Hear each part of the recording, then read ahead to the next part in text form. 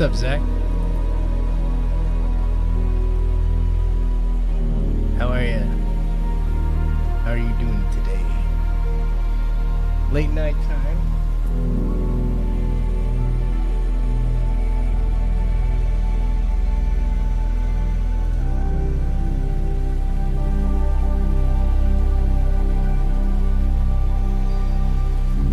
Heck yeah, man.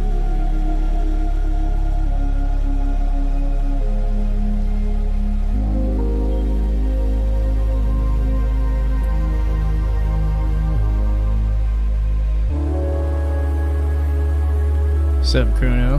Hey, have a good night, man. Thanks for coming in and saying hi.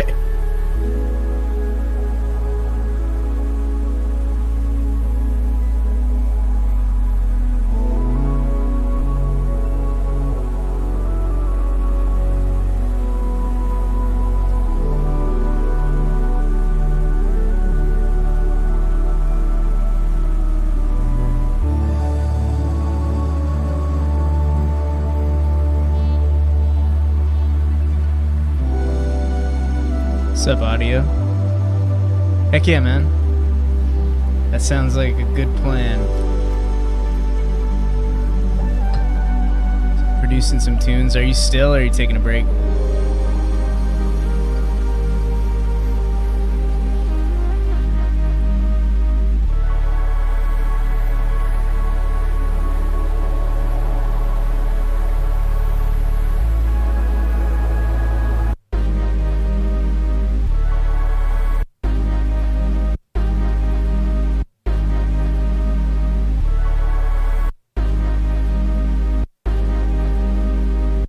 What's up, me?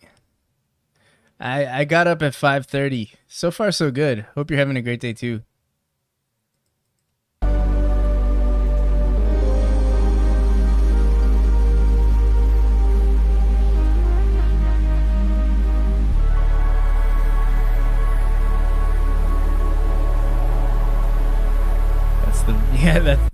And therein lies the problem.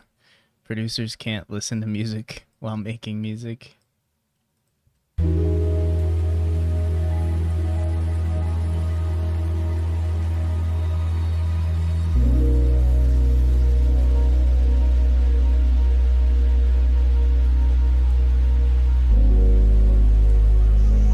The song's almost done. I gotta...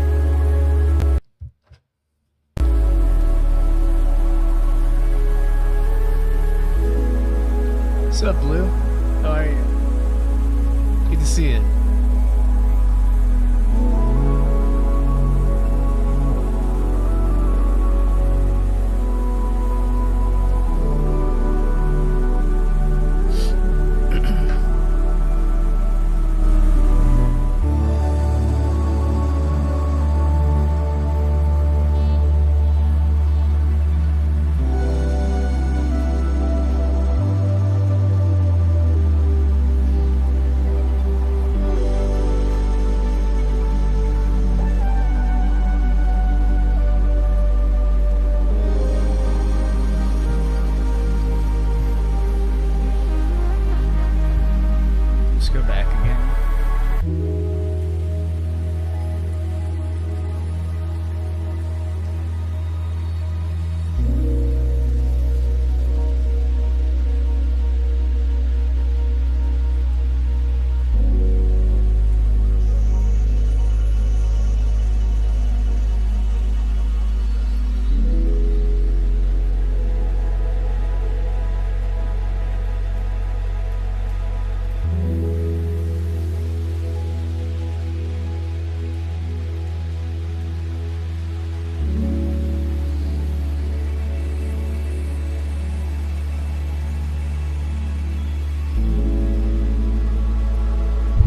Whoa.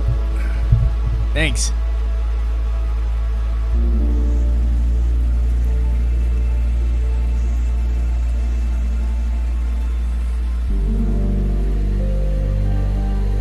There's so much soda on this desk right now. Ridiculous. Yo, what up, Z? Yo, what's up, man? Really like the synths, or the all hardware sounds so analog. Do you use VSTs for the sound? Not too much. Here, let me zoom out. I'll show you my arsenal. Hold on. I'll make it bigger. Hold on.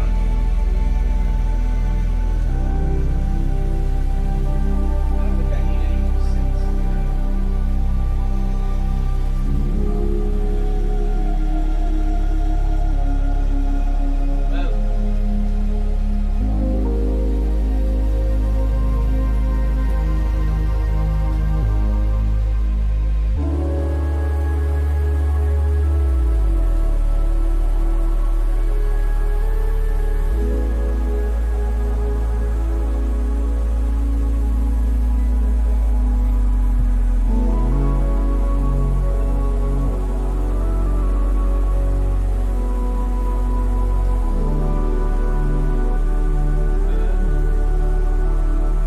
I know you guys can't hear me.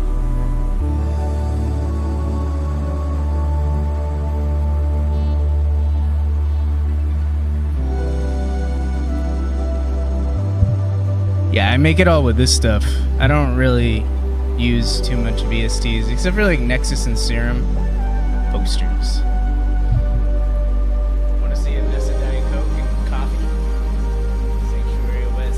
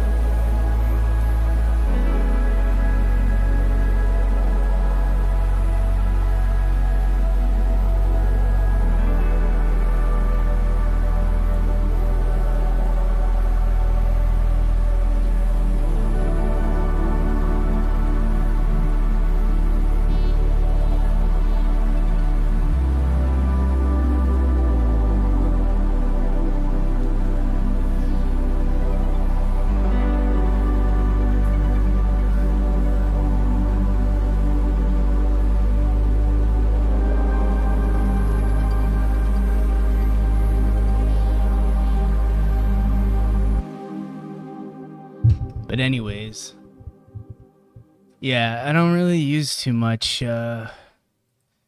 VSTs and all. Yeah, what's up, Orange? I'm glad you like it, and I'm glad the music helps you relax. Appreciate you, friend.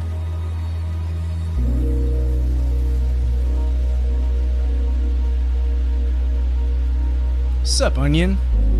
But yeah, I use all that stuff. I'll do a studio tour on YouTube one day.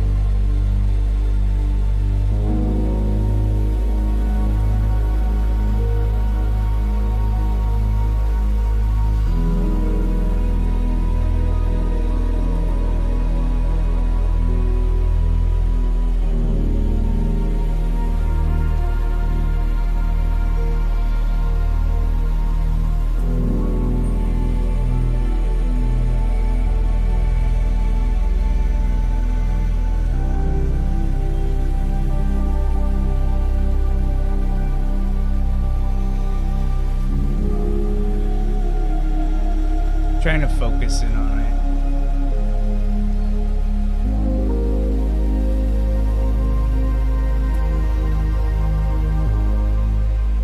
It actually looks like this in here. I just have the exposure upped.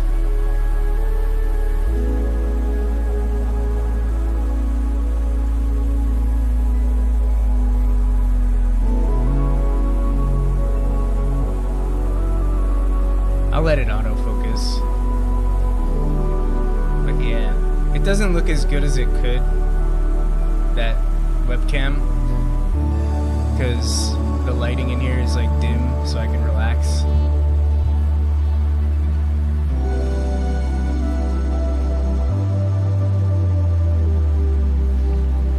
I feel that audio. I've done that before. Are you ever gonna release that song 111 Fragment or whatever it's called? Yo, what up? Sup, Knights? What's up, everybody? This one? Hold on. Let me dig through my files. Is it this one?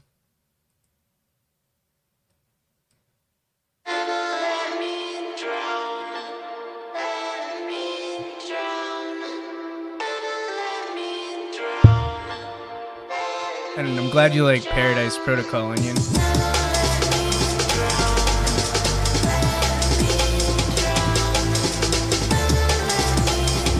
I should probably... I gotta remaster these. Because I've got the SSL Fusion now.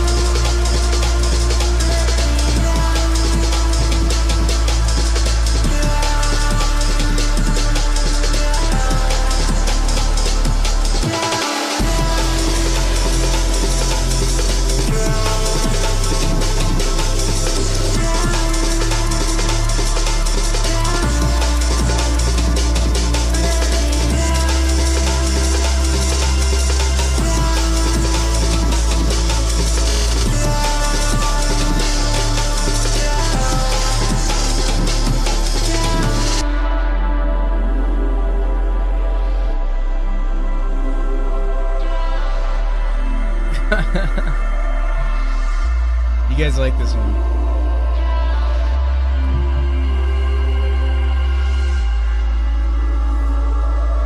I made this song with like half my gear. I didn't even have all my gear. But maybe I won't remaster it. I think it's good. Just leave it. What's up, dude?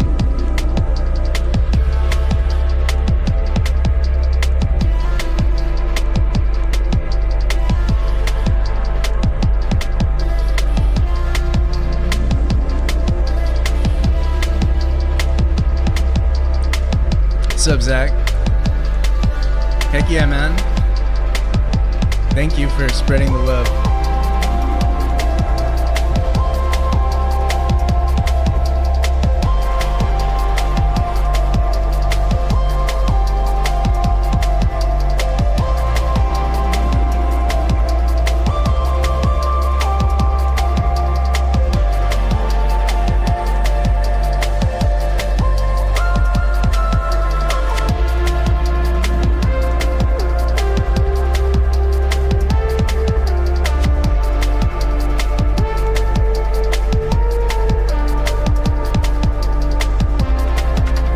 The reason I haven't released anything with like vocals is because I'm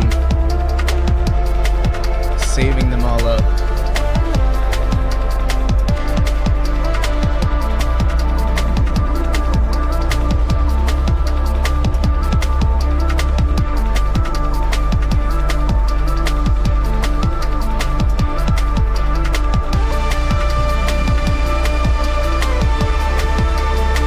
These slow parts would make more sense in the big mix, because it's such a barrage of like breakcore that I have to slow it down a little.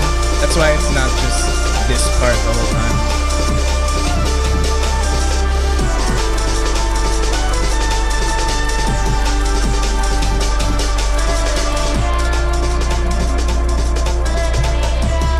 get my samples off Splice, but I want to start using. I want to start working with vocalists soon. I'm such a dude.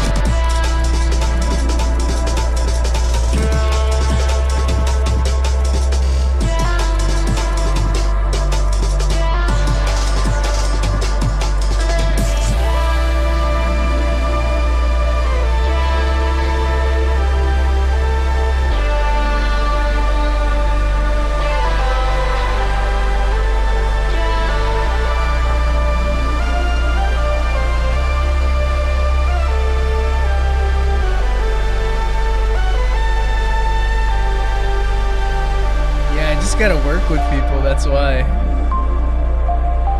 I get too lazy to like actually collab.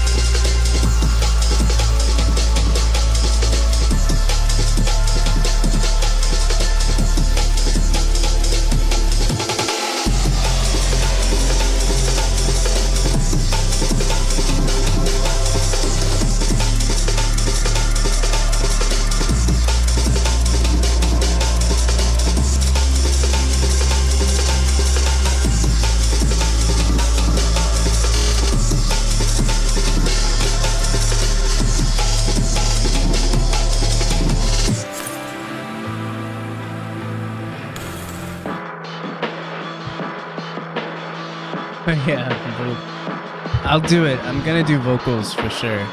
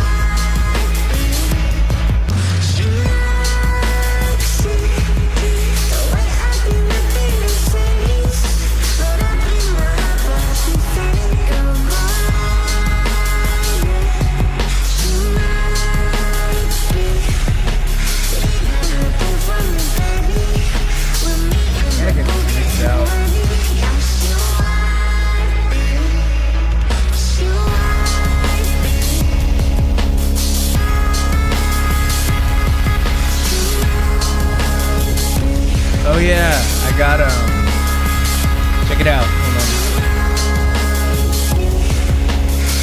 Just came in.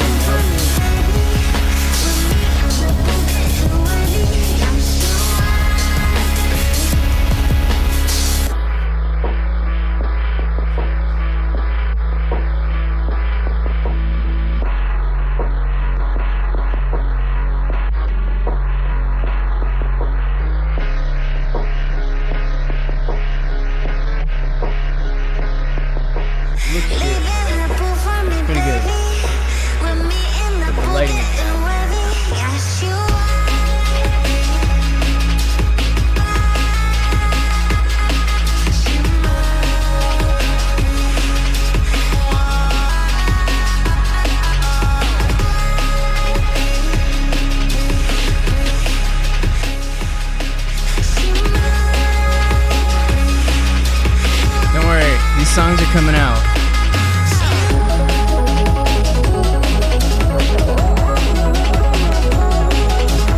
Oh yeah, I was lurking this chat.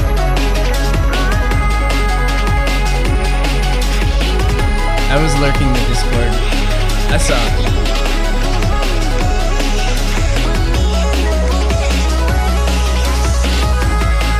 Yeah, I mean,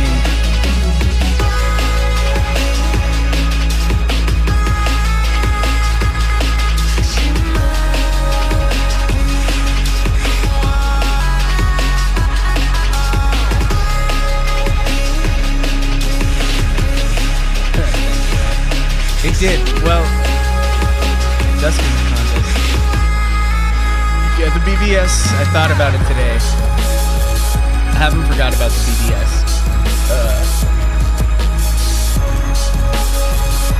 I just gotta...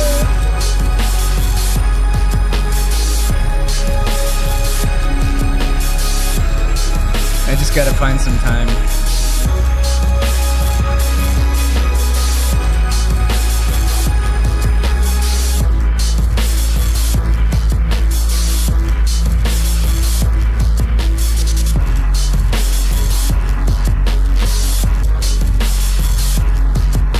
Because this song is so loud and I'm like everywhere.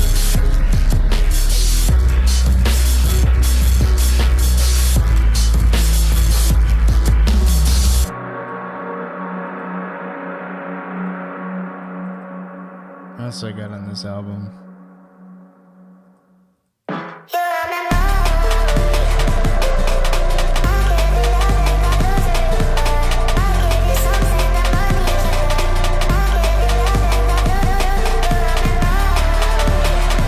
We're hustling pretty hard.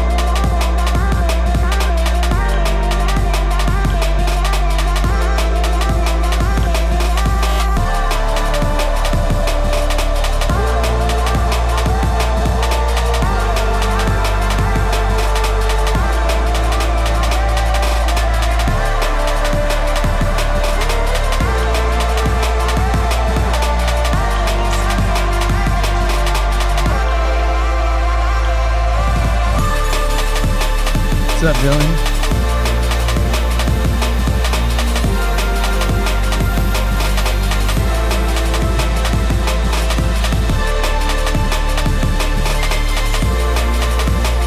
I'll send regards to Beanie.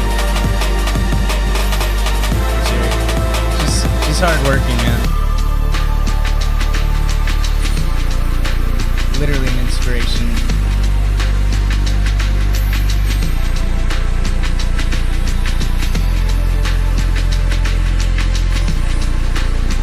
Heaven Punisher Saver. Yeah, there's a Dust BBS. You can check the Discord server.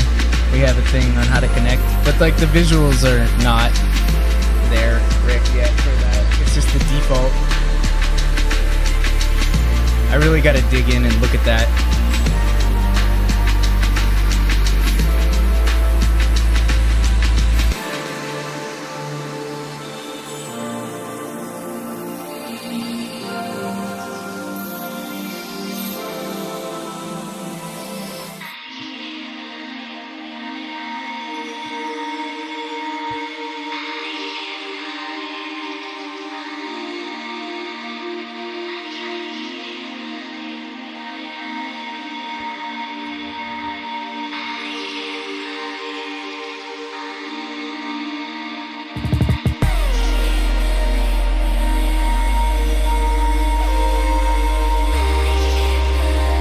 Got a dust coated.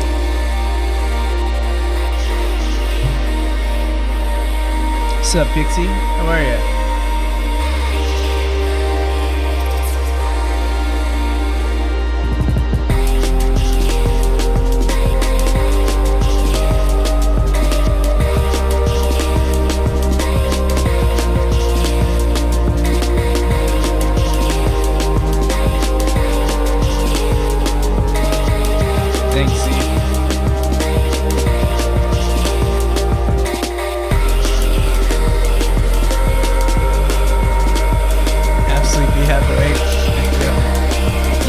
Salem, actually, now that you mention it.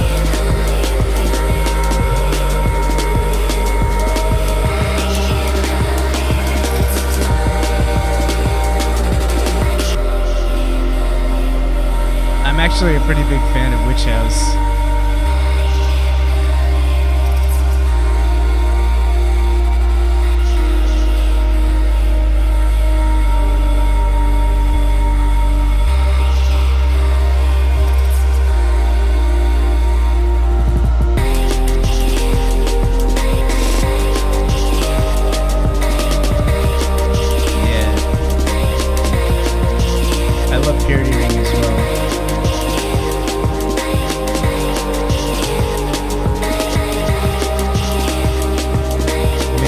I have a Purity Ring poster over my gear.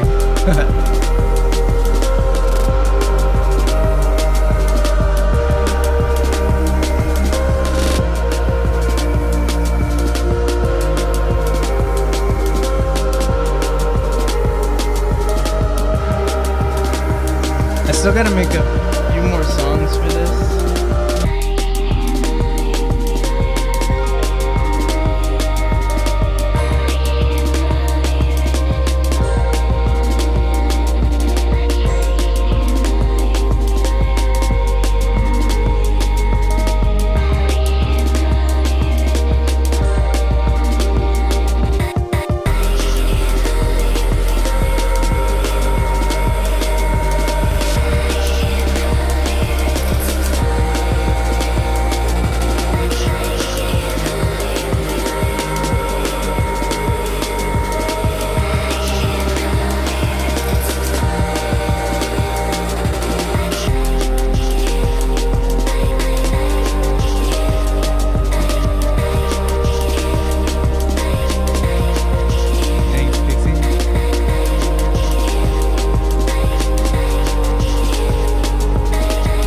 Listening skill went up.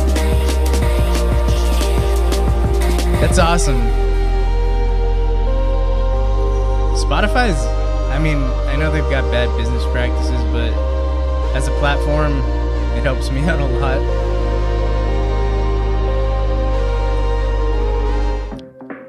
This is the last song on there that I got.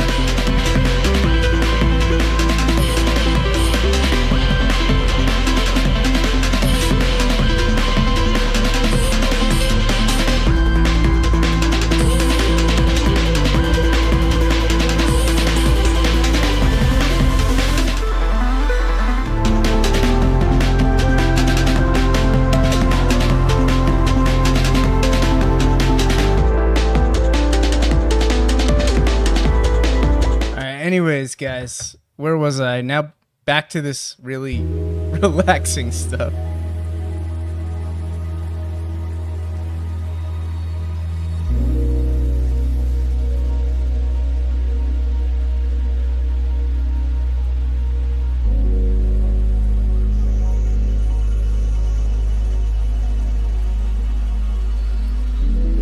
What's up, Nortron?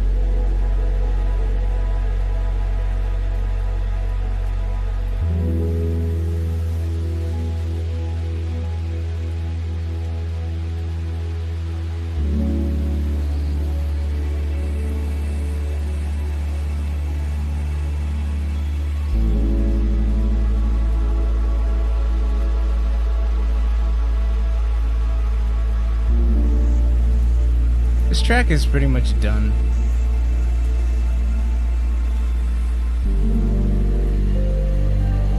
What's up, Rotec? Lost tapes.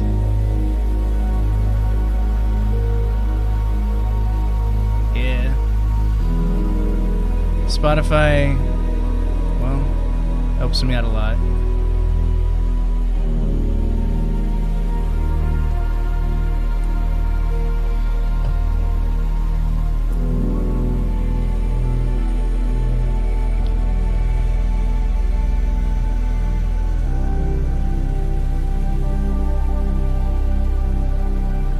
Sanctuary.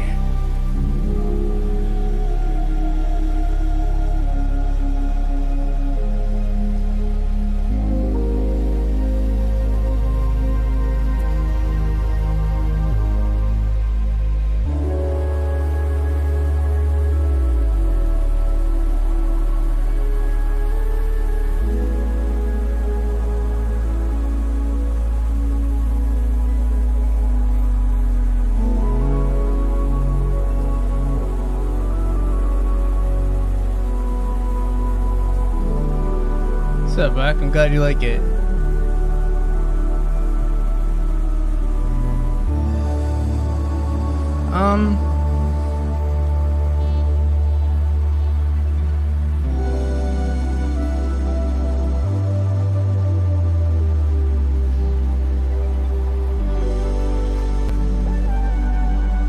Hold up.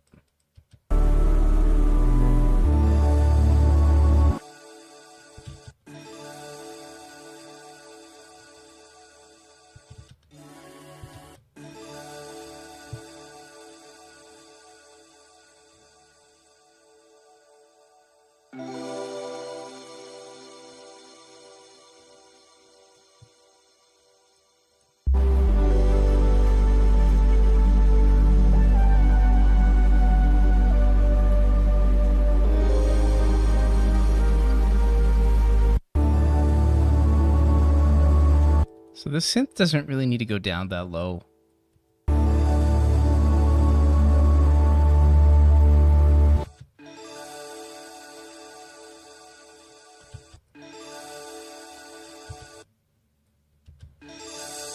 And there's also some harsh stuff right here that I want to control.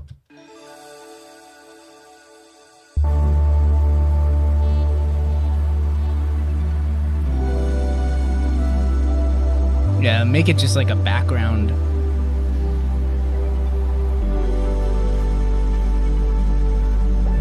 That's some pretty crazy EQing right there, but what are you gonna do?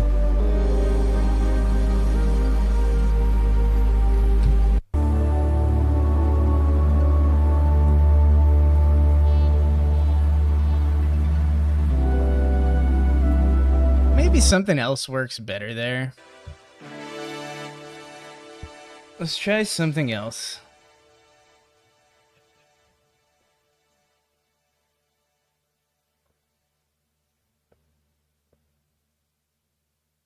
Want something?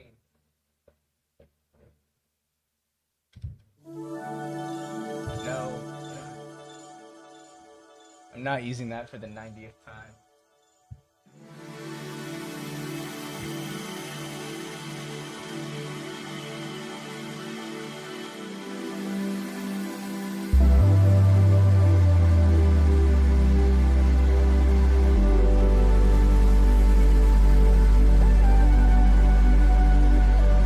Listening to you on YouTube for some reason, just full of mixes are too good. YouTube has YouTube music too. I've got short arms. I do have like pretty short arms, but I'm also pretty far away. Alright, let me do this again.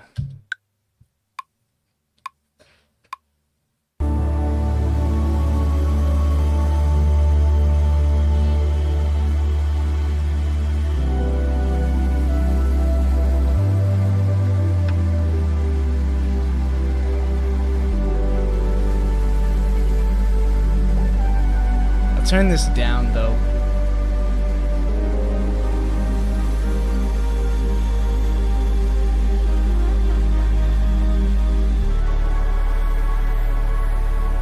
I like that, but I have to turn this down. What's up, Sir Everwhite? How are you?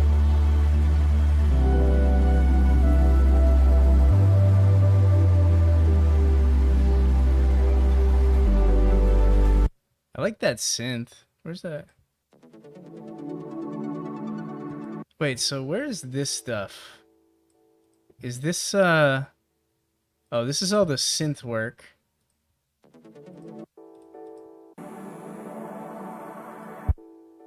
So I'm guessing I didn't want to put these in the... I got different groups for different things. Let me see.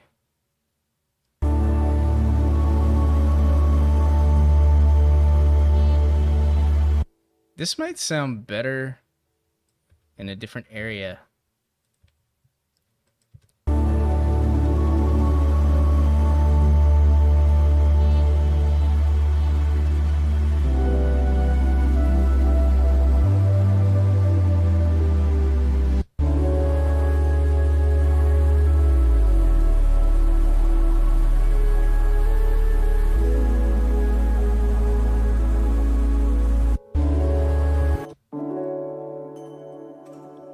Very good. What's up, Beltig? How are you?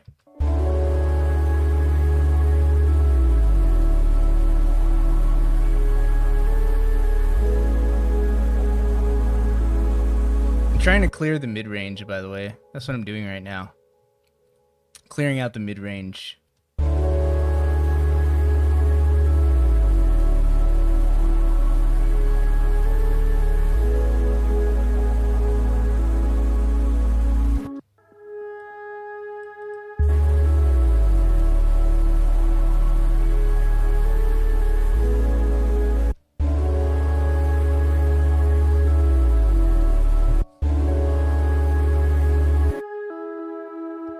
Again, things like to be in the mid-range.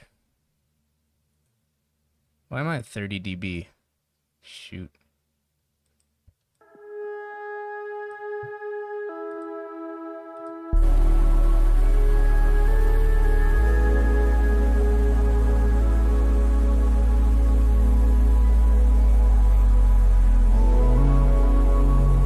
That's good. Thanks. I'll keep writing. I couldn't stop if I wanted to. Oh, this can be taken out right here. That's just like noise. I've been obsessed with making electronic music since I was 16 years old. More like 17, but it's been almost 21 years. It's crazy.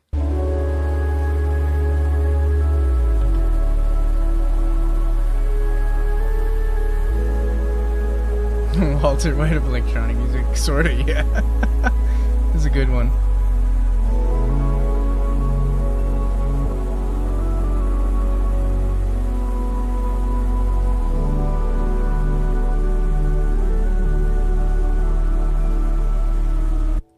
I want to do a collab with I don't actually know how to pronounce their artist name, but I just call them Elysia. They did that DreamOS mix. I love that album.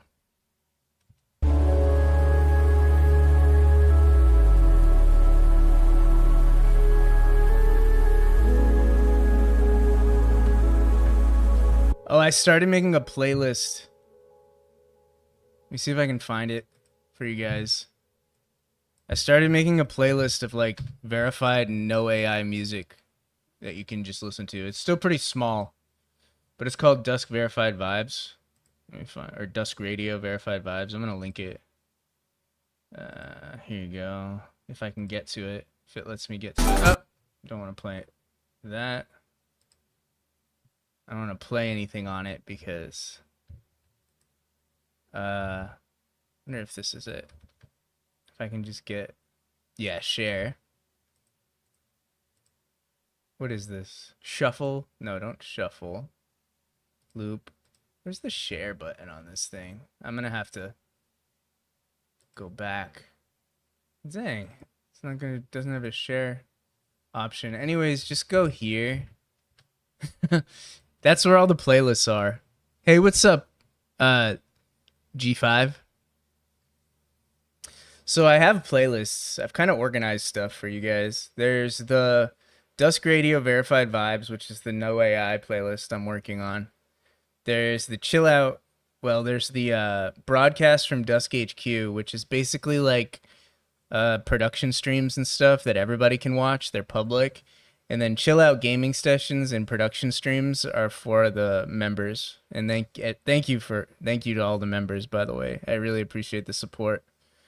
But yeah, those are members only, but the Broadcasts from Dusk HQ have a mix of gaming and production streams that are open to everybody.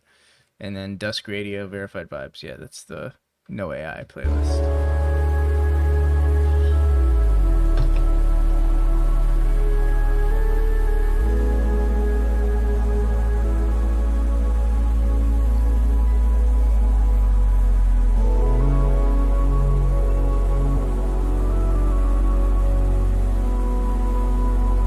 Obsessing over that Elysia album for a minute. I was really into it.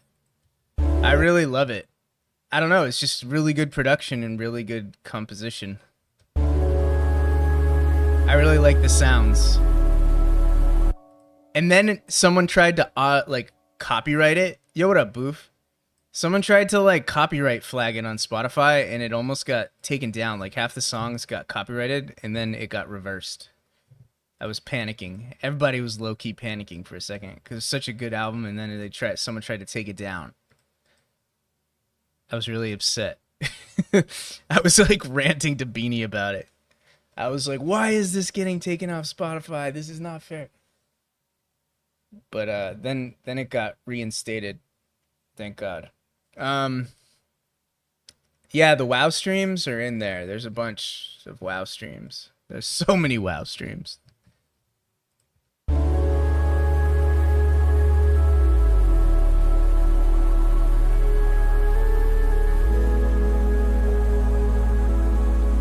Yeah, no worries. I'm glad to be able to provide the playlist. Boof's song is on there. He put out a banger recently.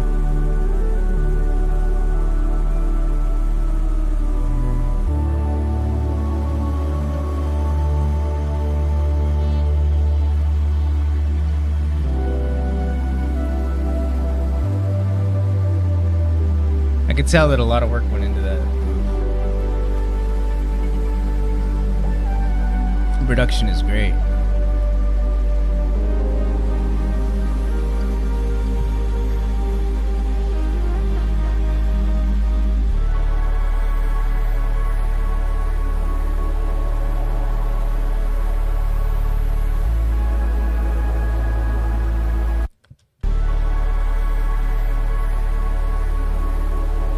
Yeah, the WoW streams, man.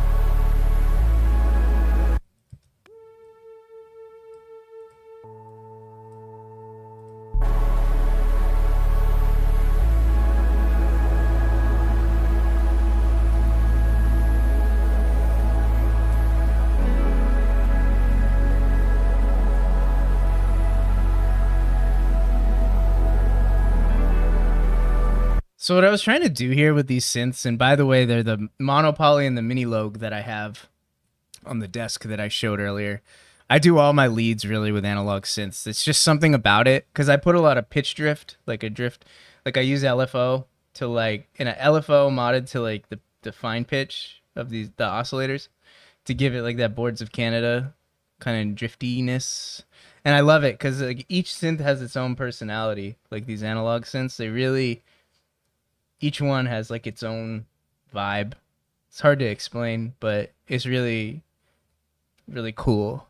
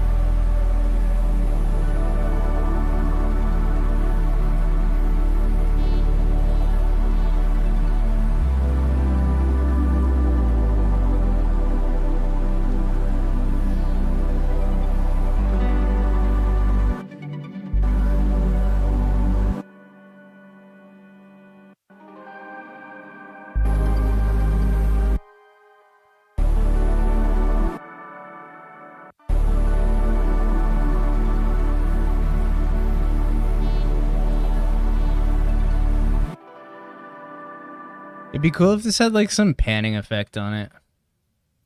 Let me see what I can do. Could probably use like... where is it?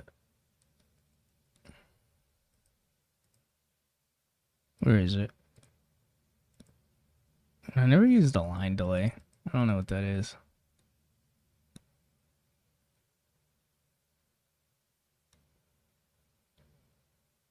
Here it is, auto pan tremolo. I don't know why it's at the bottom.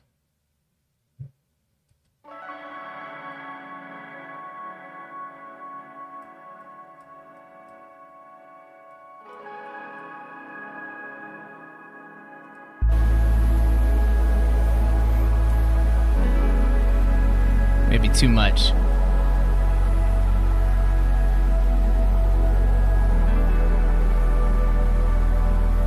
Turn it down a bit. Too much.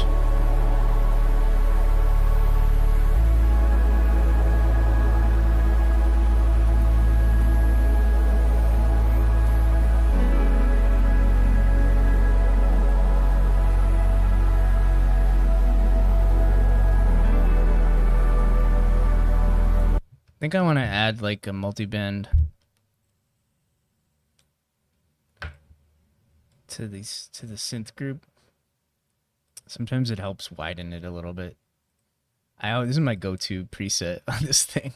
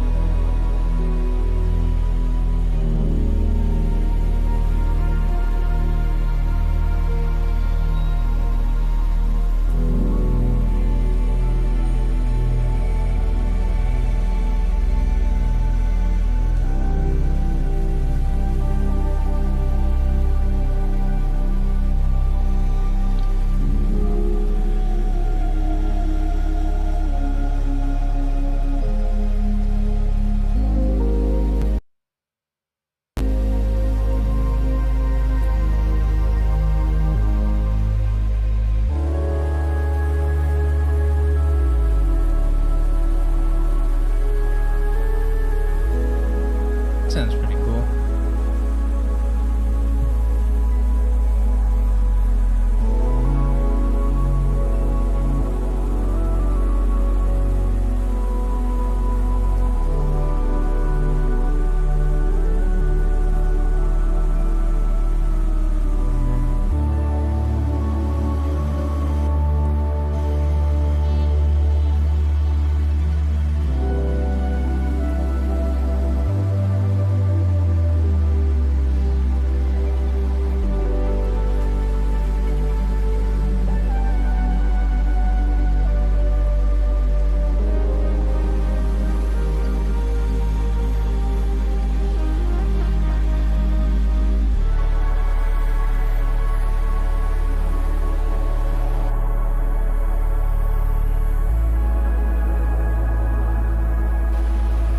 Let's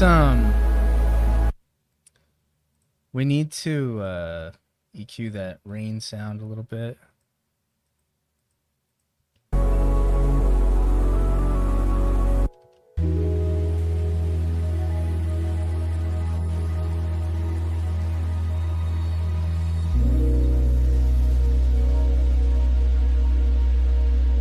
I don't even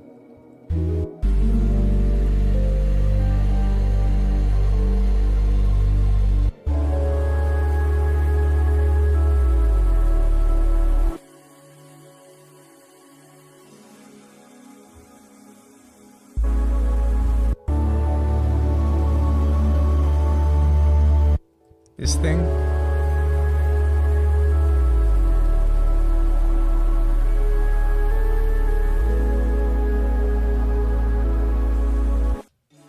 It's a little bright. You're not wrong. Let me see what I can do. I think it's just the high. Some of these, yeah, sometimes these TRX patches can go crazy. Let's just bring the highs down a little on it. There. Just bring it down in the mix a little.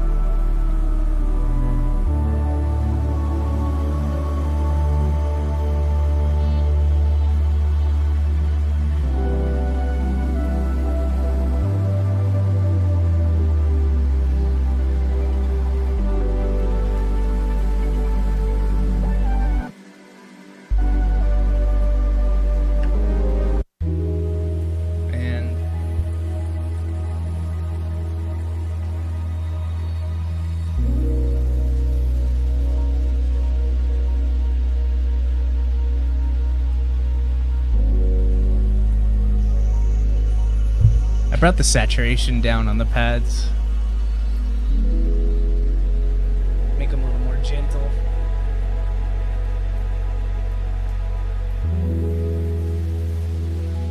And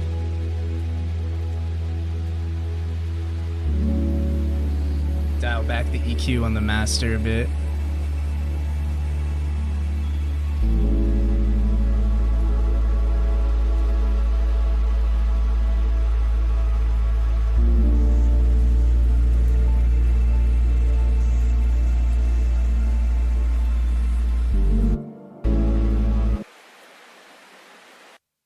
Where's that?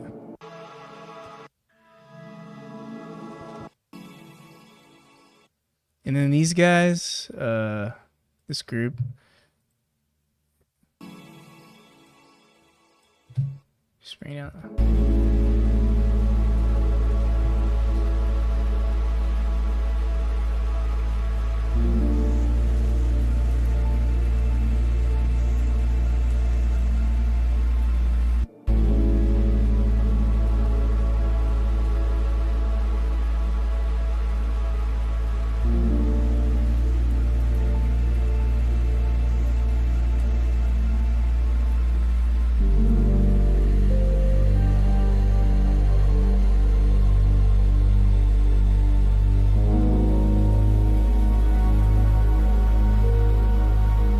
What's up, Helen?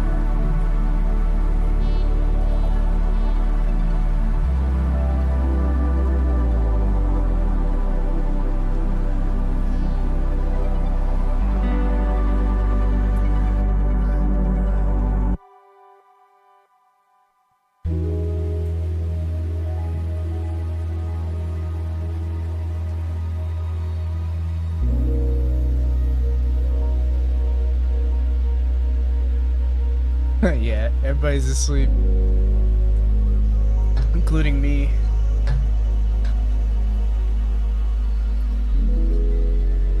I'm just trying to chill this track.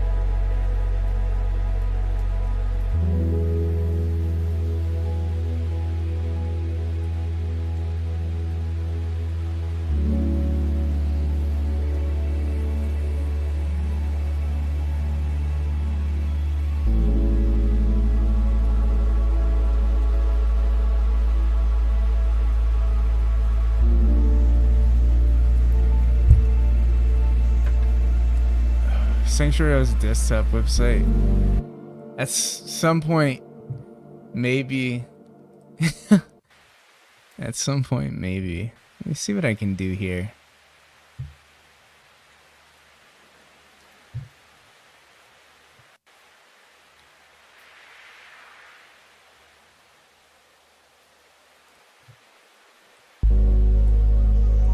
Yeah, it's on GitHub. Arcano made it. It's a repo or whatever. Whatever.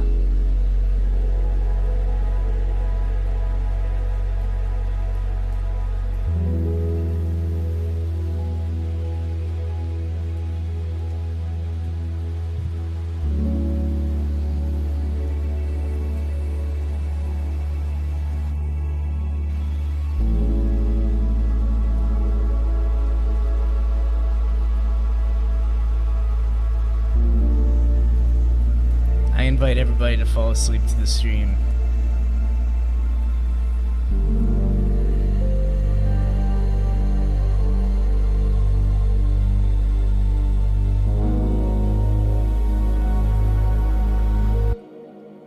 I feel like we can clamp down on the yeah.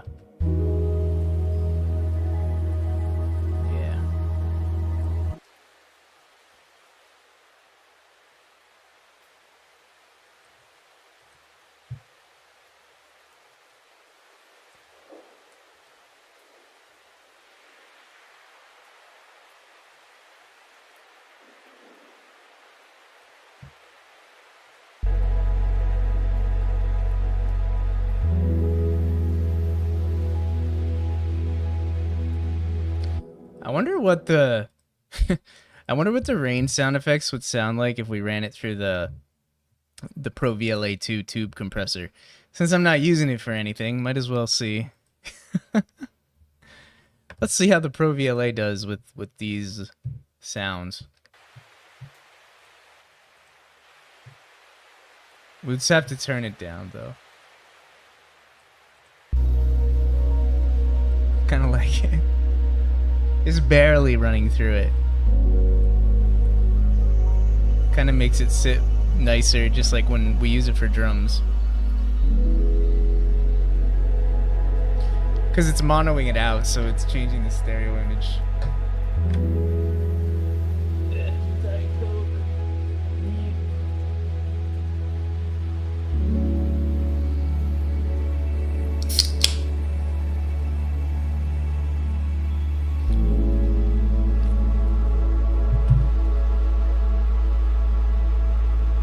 We could turn up the... No, actually. The SSL Fusion is right where it needs to be.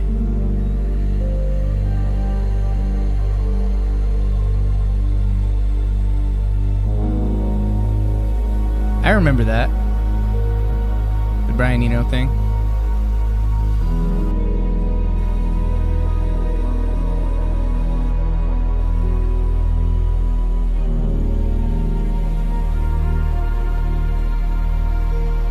Bringing some of the high-pitched stuff down.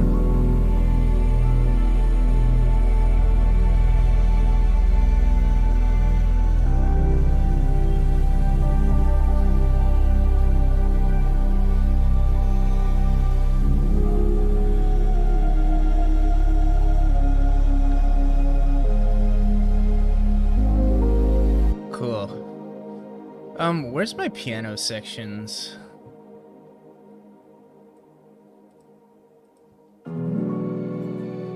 I'm curious to hear what all of this would sound like running through tubes. Like, I'm really curious. Whoa! Too much.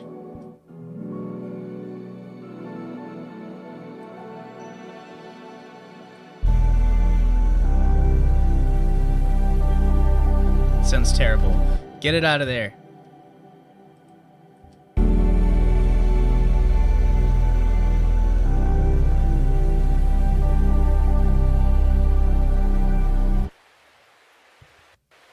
I like these running through the tubes. Just bring them down.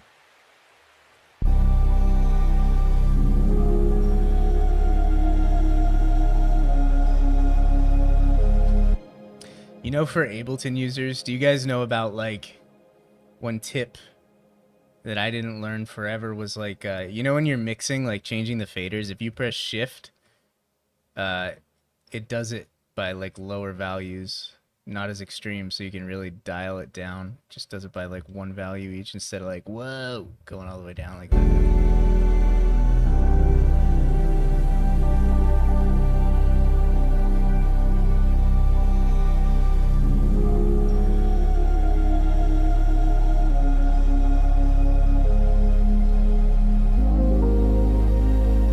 Have you guys heard the new single yet? Paradise Protocol that I put out. I'm gonna link it. We're gonna listen to it. I'm gonna force y'all to listen to it. I'm glad you like it. Here's the... Thank you. I'm glad y'all like it. Here's the link to it. If anybody wants to listen to it, I'm gonna play it.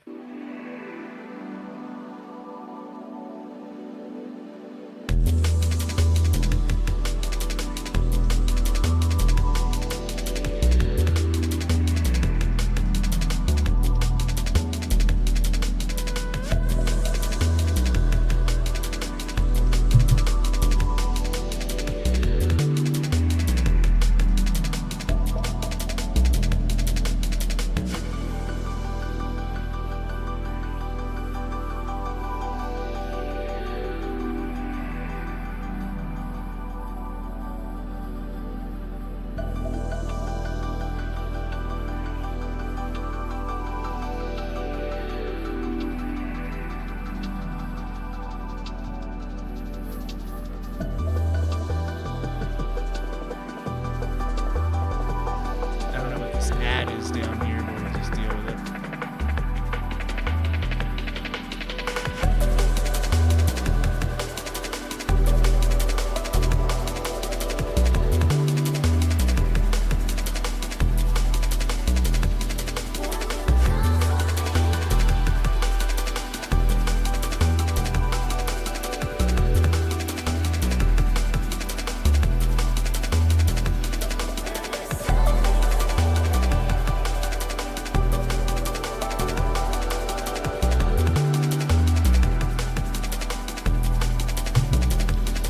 This guy, if it's not available in your country, that is weird. The single? Interesting. I wonder why it's not available in your country. I didn't see anything flagging it. I should probably check on that. Let me look right now. Sure.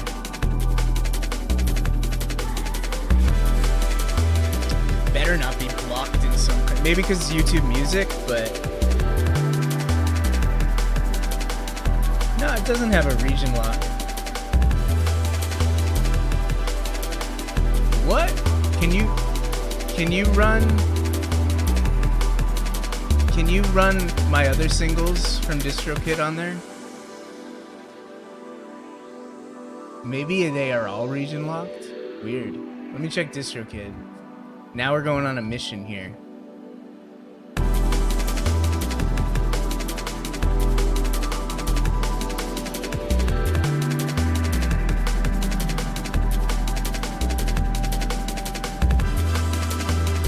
I'll check my main page. Whoa. Welcome everyone, it's Neil. Whoa. Hold on, guys. I'll just play the actual file. I'll play it over again. Do do do do do do do. Just play it straight from my computer. Spotify singles. Paradise Protocol. There you go. Just play it at a little lower volume while I check something.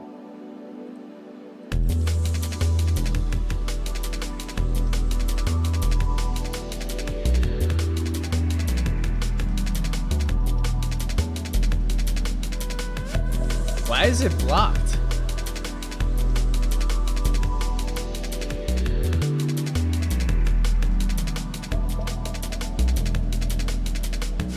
I wonder if someone tried to run a false copyright on it.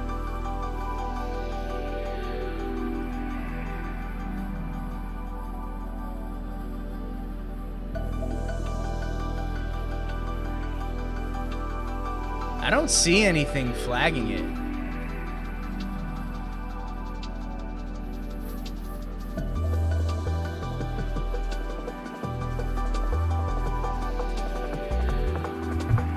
I wonder why. Does anyone know? Hey audio, can you check my other songs?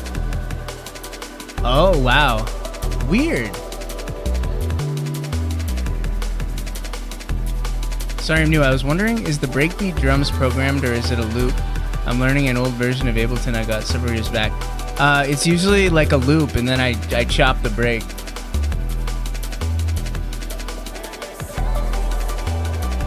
Audio, can you check Heaven Punisher?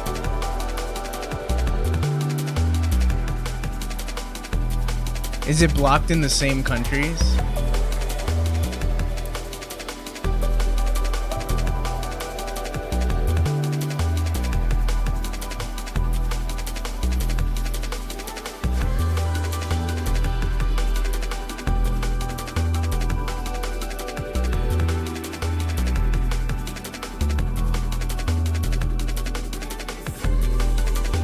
Let's ask the good old ChatGPT.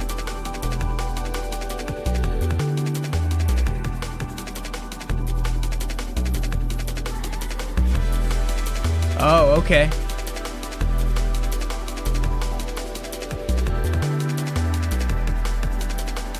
So apparently DistroKid. It has to do with DistroKid, I suppose.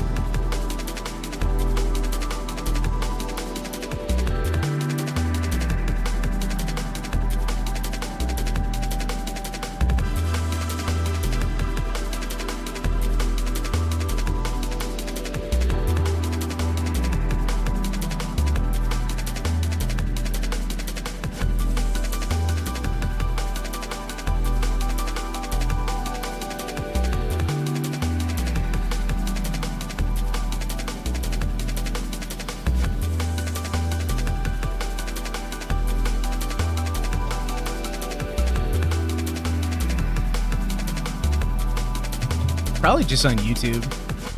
Can you try Spotify?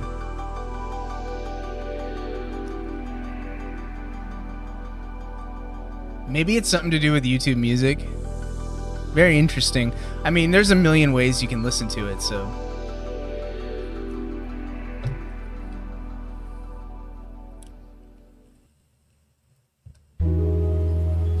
YouTube Music is just one. You might be able to try like Spotify or... You know, Tidal won't get back to me on like my channel being split. It's a mess.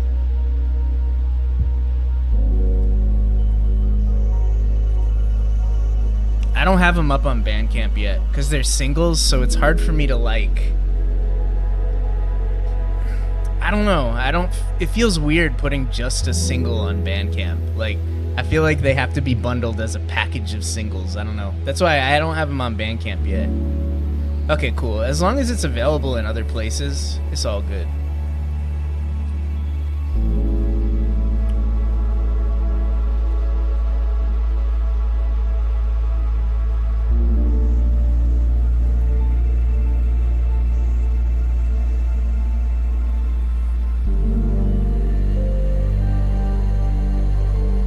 the song is mostly done. Although it did just clip.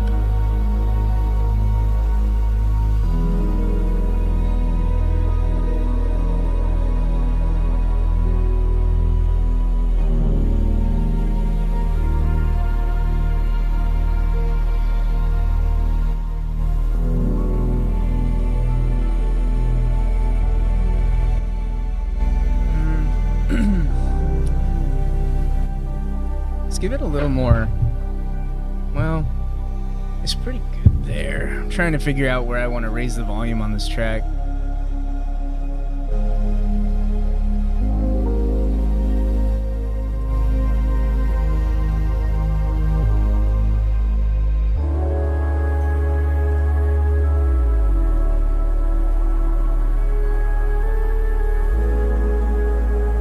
Cool. Well, Spotify is always a good spot.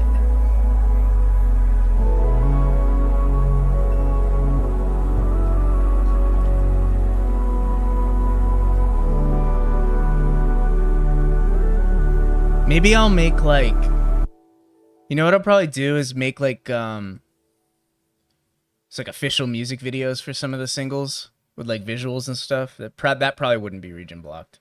Then you can just look at it there on YouTube, and then, or maybe I'll do like a singles mix or something. Just a mix of every single that came out in like the past 6 months, something like that.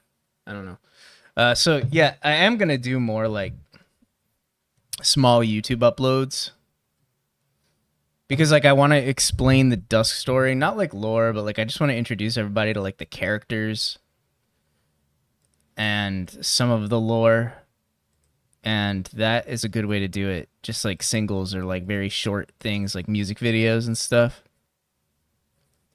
Because I've been doing a lot of character development, because this summer is like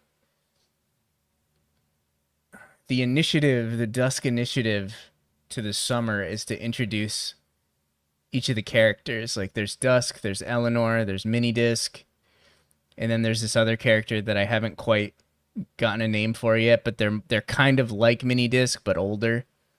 But they're still like a superstar DJ type vibe, but they're like more maternal. It's kind of like a mix of Minidisc and Eleanor is this fourth lady.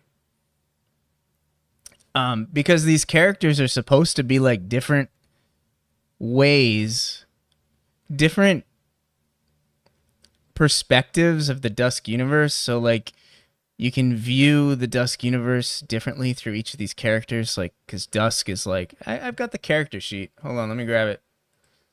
I was working on a character sheet earlier. I'll play the music so we have something to listen to while I do it.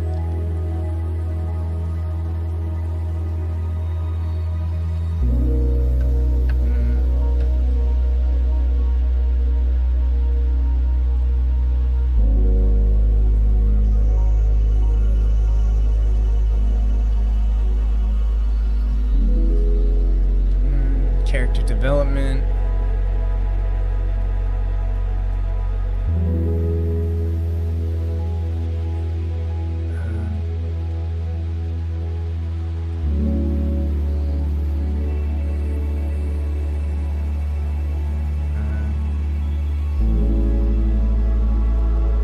Yeah, so like this is kind of what I'm trying to do.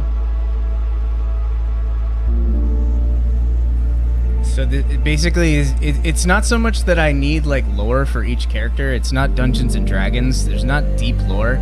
It's just each character represents like a color of the universe.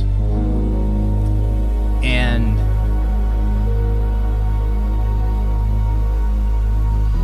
playing with some ideas for like artifacts the other day, like items, weapons. That's cool. Yeah, like different weapons and stuff belong to the different characters.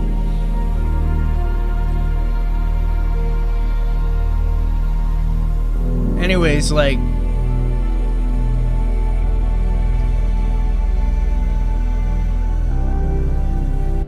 I want like members of the community to connect with these characters, like different characters for different people in the community, like whatever you like, kind of like you connect to that character.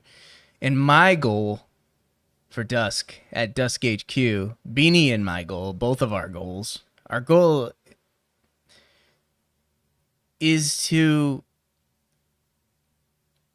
shift the perspective and the focus on these characters and less on me. Because right now, there's a lot of people who think like, oh, Dusk the producer. But it's not really Dusk the producer. It's like Dusk the project and Chris the composer. So I'm just trying to shift focus off of me and onto these characters. And I've been watching like a lot of K-pop videos and all sorts of stuff because like that's the direction we're going to go in, is like Final Fantasy X-2 times 1,000 on steroids, and like different genres for different characters. Like each character has a different genre attached to them. Like Dusk is the breakcore stuff. Eleanor is like this kind of stuff, and like Sanctuary OS. Minidisc is kind of like manual drive, and then like kind of like hyper house type music. And the third character is going to be like progressive house and like just like kind of like a little more mature take on like, you know, club music. So where's the comic relief side character who becomes beloved and gets their own arc in the end? I don't know yet. I don't know, but we do have Rave Duck. We're working on establishing Rave Duck, who's kind of like the mascot. We've got internal designs and stuff for all of these characters, but we don't share that stuff externally. It's just for us so we can keep focus, so it's not all in our head. But yeah, I really want that.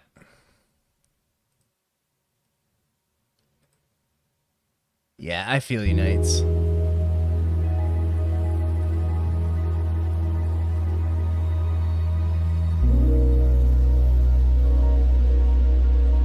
Because Dusk is a world, and you know, like, we're the community that explores that world. It's really supposed to be about the world and then obviously the community layer, because hanging out with you guys is amazing. Yo, what up, Katra? How are you? Dusk Chris, yeah.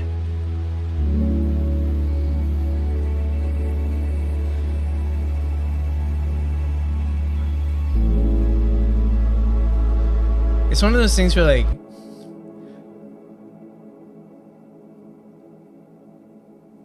you know, I have a lot of friends in the space who, you know, make music for games and stuff, and I love that because I like making music for games too, obviously.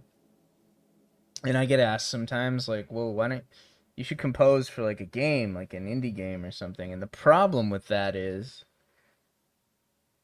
Dusk cannot compose for a indie game. I can, as like Chris, but it would not be Dusk, because Dusk is like a world in a franchise in a community. So it would be like Final Fantasy can't compose for Xenosaga, right? Like, so that's why Dusk can't. Dusk could be a collab with a game if Dusk fit into a game's world, we could do like a collaboration, kind of like how big companies will collab sometimes. And like maybe Dusk will be in the game, or a character from Dusk would be in the game, and then I would help do music for said project, but that's as far as it would go. I would never write music as Dusk for an indie game, because it would, and it would dilute the brand. I mean, that's not something I say often, but I don't want to dilute the brand by like making music for all these random indie games as Dusk. That's why I don't do it, because Dusk is a franchise and a world and a community, not me as Dusk.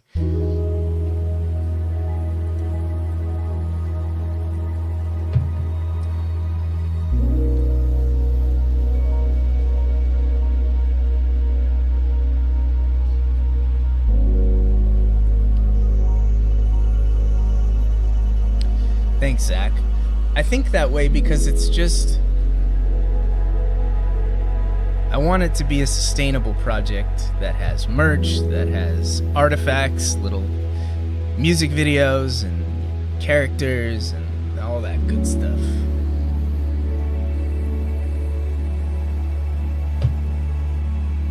It is its own IP.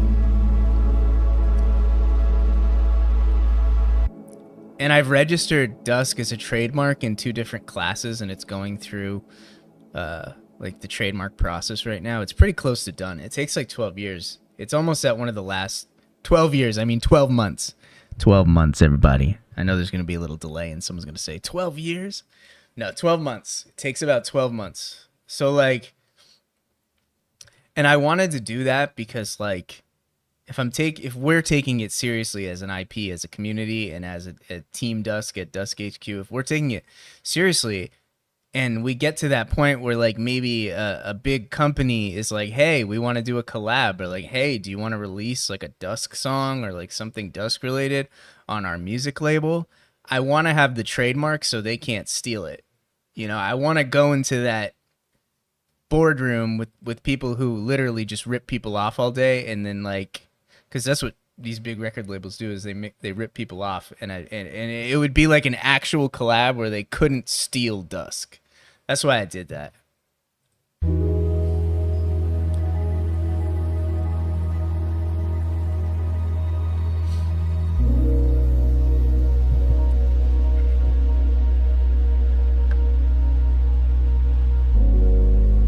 Yeah, boundaries help a lot, and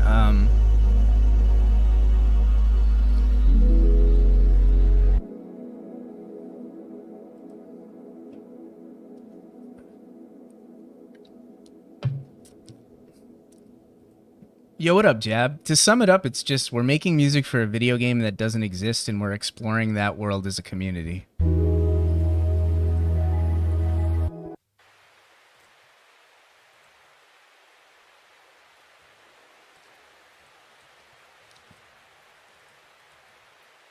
And we're also just hanging out and like just like self-regulating or regulating as a community, because you know, we get bombarded with all this bullshit all day. I rant about this all the time. And now with all the AI slop, it's even worse. But the algorithmic, like just dopamine hit bullshit trying to grab your attention every 2 seconds. And it's like, I would like to think this is a place where we can relax and get away from that and kind of retreat from the mainstream bullshit. Like the Instagram bullshit and the YouTube shorts. Yeah, I use them, but I try and use them in a way that's not annoying. And all that bullshit, and like, you know, I don't know. Make a Dusk Heist by record label as an in-world event. Yeah, I kind of like envision the Dusk community and the Dusk project as like a pirate ship. And we're just out here trying to like get the gold, get the treasure, but do it in our way, not sell out.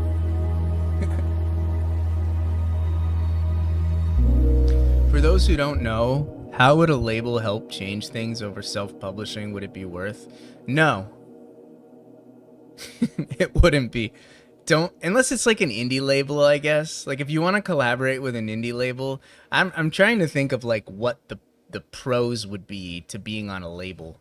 Hold on, let me just check something real quick. I think this is just my SSL Fusion, maybe. What is that noise coming from right there? I'm wondering what that noise is coming from right now. Let me check. It's coming from here. And it's coming from down in here somewhere. It's coming from... Ah, it's the Roland. I gotta silence that so that it doesn't... Wait, why is it still... Why is it still... So it's not the Roland? So let me look at this now. Okay, yeah, now it's good. This is just the SSL Fusion's vintage drive distortion saturation, but that other thing was the Roland, because the Roland is really noisy. It's an old synth. It's that black one. I don't know if you can see it, but it's above the Korg TR rack. It's the one above the silver one on the left. It's really noisy, and I don't have the best cables for it either. Anyways, thanks, Jab. And yeah, so the record label thing, like, honestly, in 2026, first of all, record labels at this point Nah, I'm not gonna add drums to this. This is a no drums mix. This whole album I'm working on is just gonna be OST relaxing. It's gonna be one of the only, although I'll probably make a few. It's just gonna be like a relaxed, no drum atmospheric mix. It's kind of like the vibe for this. Um,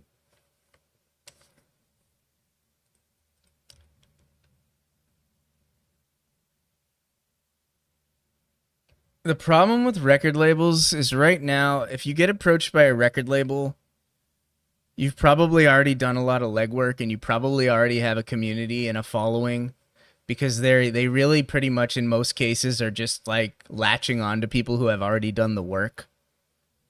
So you're probably going to get ripped off. Like, because if you think about it, they're going to take the publishing rights. You know, you make money. I'm actually trying to do this right now in the background. Like the pro organizations, like where you get mechanical royalties and stuff. If you don't sign to a label, you can get your royalties as a publisher and as a person, like as a songwriter. So if you sign with a label, they're going to get like half of that for one. And those royalties are like if someone plays, if your music is in like a game or like in a commercial or something, you get royalties for it and other stuff. Pretty much even on streaming, like Spotify, you make money off Spotify, like off the masters because you own the masters, but also Spotify pays some royalties or all those streaming to like the pro organizations, which is still your money. And then you get extra money as a publisher and as a songwriter off of those like BMI and ASCAP or whatever, ASCAP, whatever the fuck. Anyways, I'm trying to sort that shit out right now because somehow I'm on a pro that I don't know, I didn't know I was on it or something. I'm trying to sort that out. It's a pain in the ass. But anyways, yeah, you make extra money off that and you're going to be throwing that away or some of it if you sign to a label. They're going to make money off all your stuff. You try and sell merch, they'll probably make money off it. They'll do the merch. You're going to just like lose out on a lot of money. And there's already not that much money in music. So if you throw that away, unless you like blow up and you're like the next, I don't know, Avicii or something. God rest his soul. Dude was a genius. When we lost him, it was just, I don't even want to think about it. But anyways, yeah, unless you're like that big, you're probably not going to make that much money by signing to a major label or a big label because they're going to take most of the money. So you might as well just do it yourself and build the community yourself. And they can bench you, yes. If they own everything, they can be like, nah, we don't want to release stuff with you. Like if they see you're and you can't release music as you because they get to do that. So it can be really bad. I've seen it happen to a couple people in like scenes that I was in where like they signed to a major, they put something out, it didn't do so well, and then like nothing else from them because like it was just suppressed by the label.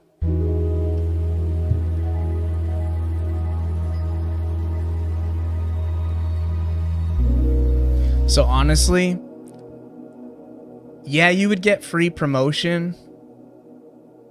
You know, you're going to get a lot of promotion if you're on a major or on even an indie, like a big one. You'll get a lot of promotion, which is good. And you might get some shows, right? So you'll be able to play shows and stuff, which is cool. So you make money off that, but they're going to take a lot of your money, and I really don't think it's worth it.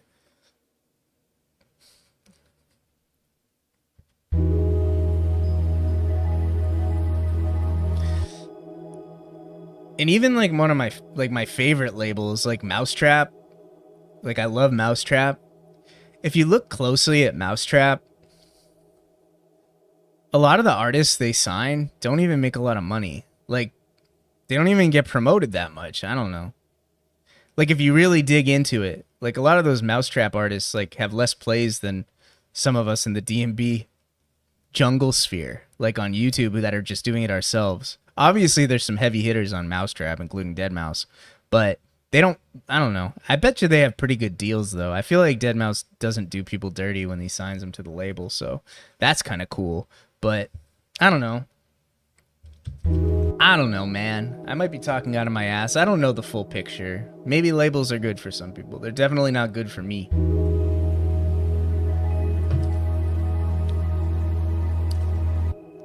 I would never give a label like that kind of control, because that, like, the whole community, like, we would be giving away control, you know? Like, I'd be giving away my whole community to a label, into the hands of this label, you know? Obviously, I would still be in charge of, like, facilitating the community, but why would I give the rights over and the image over, the control over to a label, you know? I think for some people it could be worth it, but just know you're, like, gonna lose a lot of money doing that. If you can do it yourself, I'd say it's better.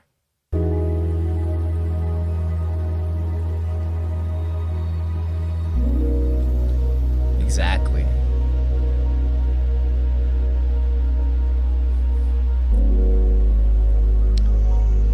I would, like, collaborate with a label and put out, like, an EP, but I'd have to have lawyers look at the contract, because it would just be a collab on that specific EP. I would not give them the name or the characters or anything like that. I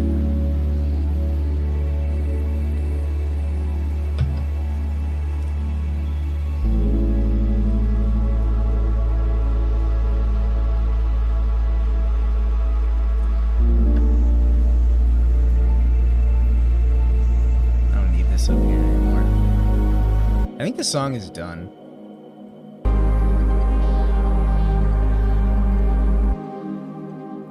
I just gotta...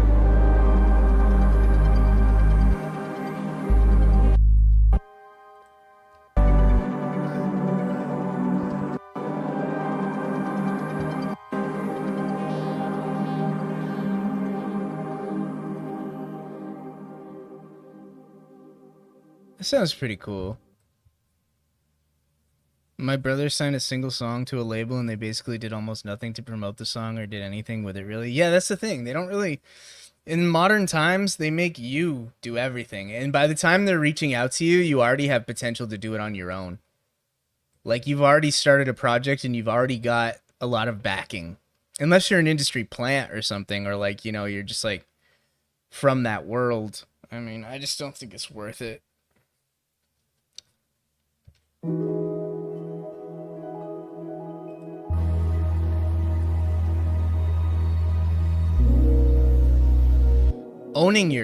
Owning your brand, though, and collabing with a major company is a different story. Just definitely would want to have a lawyer look over contracts and stuff. But doing, like, a collab is a different thing. Like I said, like, I would be open to something like that, where it's like Dusk and, like, a major label do one collab, and, like, that collab they get some of the money, but they don't get everything, kind of thing. Like, I would love to do a collab with Mousetrap, to be honest, and, like, merge the Dead Mouse world with Dusk World for, like, one video or something. I think that would be really neat.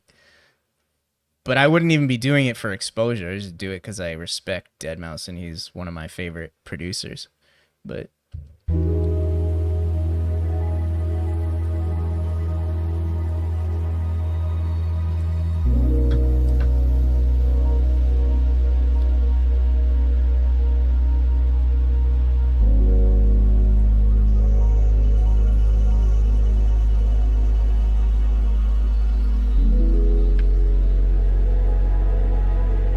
yeah, I Remember's a great song.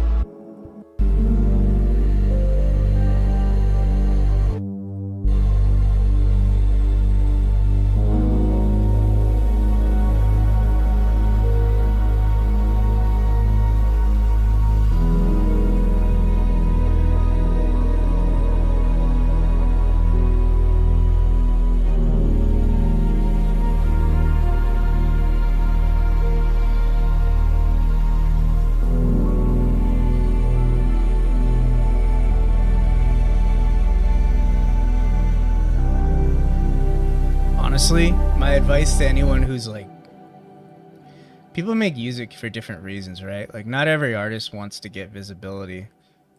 I've seen artists that got visibility and then they get burnt out, or they just, like, decide it's not for them and they kind of just go underground. So not everyone who makes art wants that kind of visibility, but obviously like I did in a certain way, and I know a lot of other people do. And I would say that if you do want that visibility, the number one thing I think to understand, and this is just coming from my kind of personal perspective, so it's obviously just my point of view. It doesn't mean it's right. But like a lot of times when you put something out, it's more about connecting with the audience. So like it's less about the song.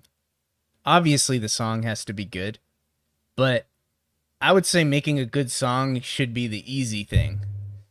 You should just be able to do that in your own style, you know, like you think it's good. Like that's the easy part. You got to think about how to visually connect with the people you're trying to connect with. So like the audience you have in mind, visually connect. Like what fonts are you going to use? Like what is your album cover going to look like? What are your visuals going to look like? What's the song title going to be? How's the intro? Does the intro start and like hook people in if that's what you're trying to do? Like you want to capture people's attention. So like maybe like think about the first 10 seconds of the song or stuff like that. Like it's less about making a good song and more about getting it to connect with people, which is more of a marketing thing. Can't stay for long. Just want to say much love from Melbourne. Hey man, thank you. I appreciate you, CJ. Thanks for coming in and hanging out with us. What's up? BLC. Is it Bic? Sorry, my eyes suck. Bicton? Sorry, I suck. But yeah, it's about like connecting with your audience. So like I ramble a lot, so obviously, and I've been up for a while, so my advice is kind of like scattered tonight, but focus on the connection with your audience and the message and like really making it easy for them to understand what you're trying to do. Bling. Building a brand, basically, yeah. So like I could just, let me pull up one of my album covers that I work, you know, Beanie and I have been doing a lot of the graphic design ourselves now for like smaller projects. So like, okay, so Heaven Punisher, let's just use that as an example. Heaven Punisher. The song sounds like PSO, right? Let me just play it in the background while we do this. So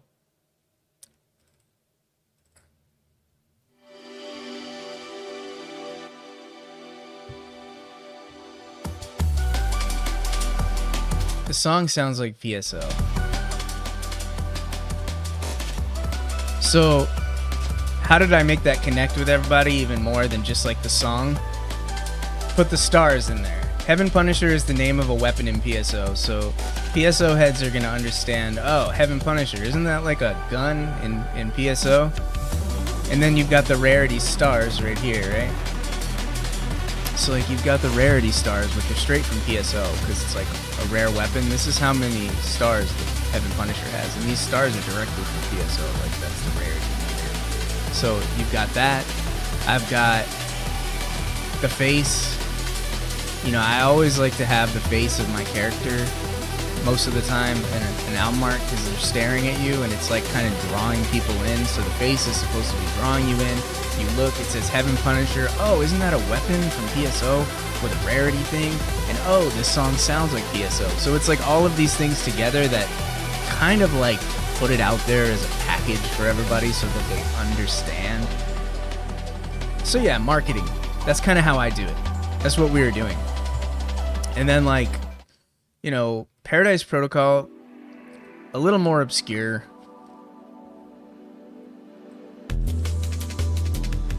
But we wanted to use like the same idea. So like,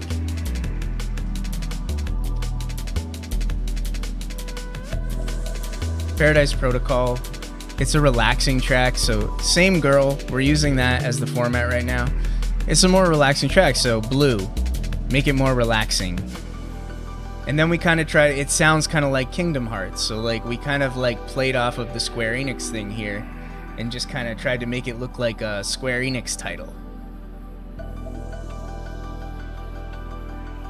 It's a little more obscure, and it doesn't hit as well as Heaven Punisher did, because it's a little more out there. But that's what we're trying to do, is like take the song, take the visuals, and make it a package so people can go, oh, I understand what this is, I connect with this.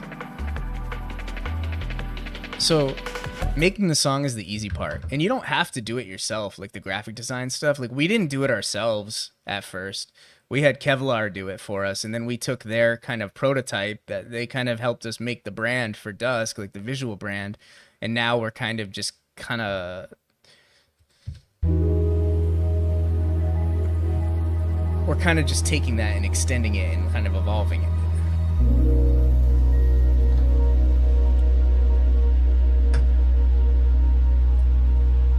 I assumed the color you used was supposed to be a shout out to Xenosaga 3, since that was the video you used in the promo short. Nah, I kind of just wanted to use Xenosaga 3 because I love the visuals, so I just used that. But I actually looked at Final Fantasy XI for this, to be honest. I took Final Fantasy XI. Let me find it.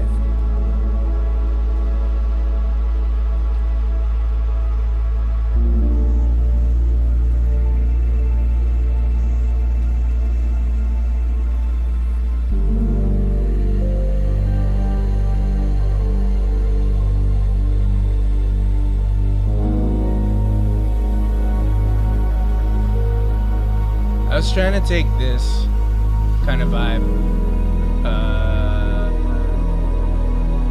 like this. I took that blue because I wanted it to be that blue for some reason. Do you have any Alias projects other than Dusk? Not active. I used to go by Misfit Chris though. If you want to look up my old catalog, that's what I went as Misfit Chris for years. Dusk is only like a 3-year project here.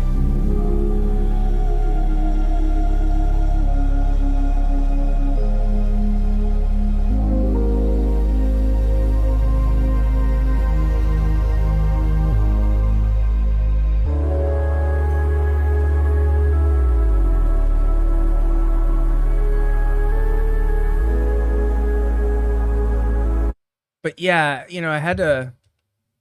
Where's my sound? Where did my sound go? I just nicked my sound somehow. What? What did I just do to myself here?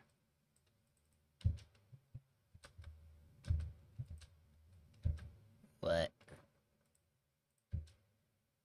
Oh no, I lost sound. I must have hit something on my mixer. Hold on. I'm gonna do something here. Let me load workspace. Working. Yes. Why can't I hear anything? What did I do? What have I done? Did I mute something? It's all playing. I don't know what I did, guys. Can you hear it? Can you guys hear the music by chance? Is it just me? Okay. So I wonder what's going on here. Why can't I hear the music? Here we go. Alright, we got it. I got it back. I hit something on this. This thing is the best and also the worst. It's called RME Total Mix. It's basically a mixer, like for hardware, for my sound card, and sometimes I'll hit something on it and I have to reset it. This is what controls all of the compressors and all of the synths and everything. You know, I still haven't I don't fully understand how to use Total Mix to this day. I just have like a setup that works.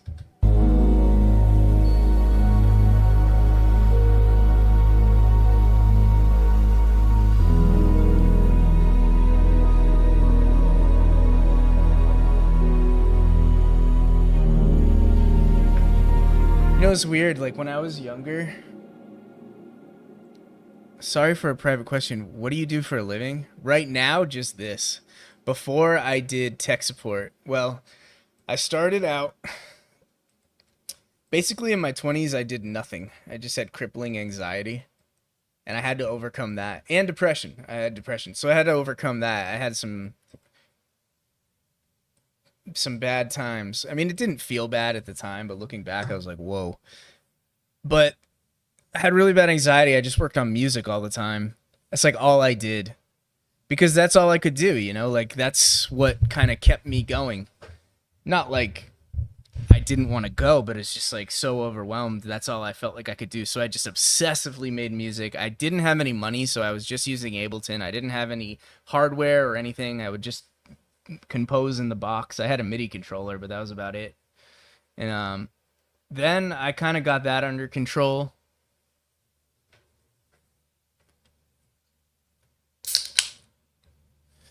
So I got that under control, but like I had no job history. I did have I have an associate's degree in network engineering, but I mean I hadn't done anything for years aside for some music stuff to pay the bills every once in a while. But like I was living in my parents' house. I was like 30 years old at this point with no job experience. So you know, once I got my anxiety and stuff under control, I became a cashier at Walmart. I was just like, you know what? I got to get something. So like I became a cashier at Walmart. And I thought I was going to hate it, but it actually felt really good to like be doing something. I wasn't working on music at this point. I quit music at this point. I thought I had quit. So I got a job at Walmart. I was starting to feel good about myself because I was making money. And I started learning retail because, you know, I was there. I might as well make the best of it. So I started learning retail. Like the manager, the supervisors noticed, you know, that I was chill and that I actually wanted to learn. So I did that. And then I became OGP. Pickup, which is basically like in charge of online orders. Like you shop for people, you get the order on like your computer. It's like a little mini computer. It's like, oh, so and so ordered all this stuff. You go out in the store, you pick it, and then you go back. Our OGP was really small because we were a small store. So like basically it was me and like two other people. So I learned like how to bin and how to do all this stuff there, like because you have to like bin and do inventory. So I learned inventory management. I'd have to like at that time like the mail carriers would come because you could order online to a store and pick it up at the store. So like in the morning I'd have to go and like meet with USPS and meet with like FedEx and stuff and get all the packages, bring them back, bin them in the room, you know. So I would do that, and then customers would come. You have to go out and give them to the customers, like at their car and stuff like that, or like in the waiting area. So anyways, I did that for a long time and also did self-checkout just to help out. After that, I became a team lead at Walmart. So I ran the front end with the front end manager, assistant manager. So I basically was in charge of a team on the front, and that was really cool. You know, I loved my team. It was a lot of fun, but it was also really stressful. I ran like self-checkout, and I ran the cashiers, and I did like service desk and OGP. I was in charge of all of that with a couple other team leads. I usually did second shift, and I drank a lot of Diet Coke. And then, you know, COVID happened. I was a team lead through COVID. That was insane. Running the front of a Walmart during COVID was wild. Like lines outside, people were kind of like, we had to suppress people from coming in. Only so many people were allowed in, telling people to wear masks. It was crazy. Like the population, like people, society was just nuts at that time. And then after that, I kind of like was like, I don't think I want to do Walmart anymore. Like I really didn't want to be an assistant manager or store manager, even though I could make good money doing that. So I started looking for jobs during like the work from home rush for IT, right before IT crashed. You know, at that time, like IT was hiring like crazy. So I became tech support for an ISP. and I got to work from home, which was a complete 180. I took like a pay cut at first, but the pay ended up being better eventually. So I was back doing like networking stuff, but like kind of ISP side. So like just like I don't know, all that internet stuff. We were like tier 2, so we did like the advanced stuff. We'd like log into the CMTS, which is kind of like a command line thing you do through SSH to like reboot modems, check packet loss, all that kind of good stuff. Check like ping, like you can ping stuff, like see like what latency was, provisioning, firmware upgrades, all that bullshit. So I did that for a really long time, and then I worked. Then I moved to New York City, and I did some tech support for an ed tech company. Really great company, really cool people. But I didn't really like doing chat support and email support. I like talking on the phone. I like talking to people more. So like I really didn't like doing tech support via email and all that. So that was happening, and I was really not feeling it, even though I loved the team and I loved the company.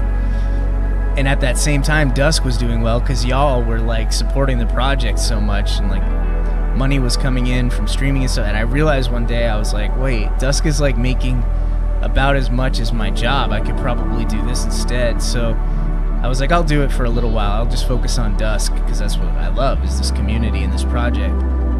So one thing led to another, and I was able to do music full time after all of that. So when I was a kid, I wanted to do music full time in my 20s, but I just couldn't do it. I just had too much going on. Like, I did well at times, but not all the time. And like, I got really stubborn. And, you know, when I was in my 20s, I had an ego. You know, I had this ego in my 20s. I was still chill, but like, it was just like, I'm meant to make music. I had like this ego, you know, like I'm meant to do this. Like, this is what I was meant to do, is make music. But, you know, I wasn't making money off of it. So, and then the anxiety came and all that. And it's like, I don't feel that way anymore. Like, you know, in my 30s, it's like, I'm not meant to do anything. Like, I have to hold myself accountable and survive. And if I can do that, then I'm good. So that's how I feel. Like, no one's really meant to do anything. Like, I would get a job right now if I had to. Like, if Dusk wasn't doing well, heck, I would get a job again. Pay the bills and still work on Dusk. I envision that happening in the future. Like, I don't think Dusk is going to always be, it might not be sustainable all the time. So like, I'll get a part-time job to help the project. That's still a privilege to only work part-time and do your music thing. Like, I don't know. So anyways, I had to lose the ego. I really had to get humbled. And like, I really learned, you know, I learned a lot at Walmart. I learned a lot in tech support too. That was really fun. But I would say I learned way more at Walmart, being a team lead and doing like OGP and all this stuff. Like, I took all that stuff and I use it to run the Dusk merch side now. Like, I bin things. I'm on top of like orders and like sending orders out and packaging orders and putting labels on things. Like, it's second nature to me now. Customer service, like if someone's having trouble with a CD or something, you know, I can put on like the customer service hat and like deal with that properly, you know. So yeah, it kind of all worked out in the end, which is kind of cool. I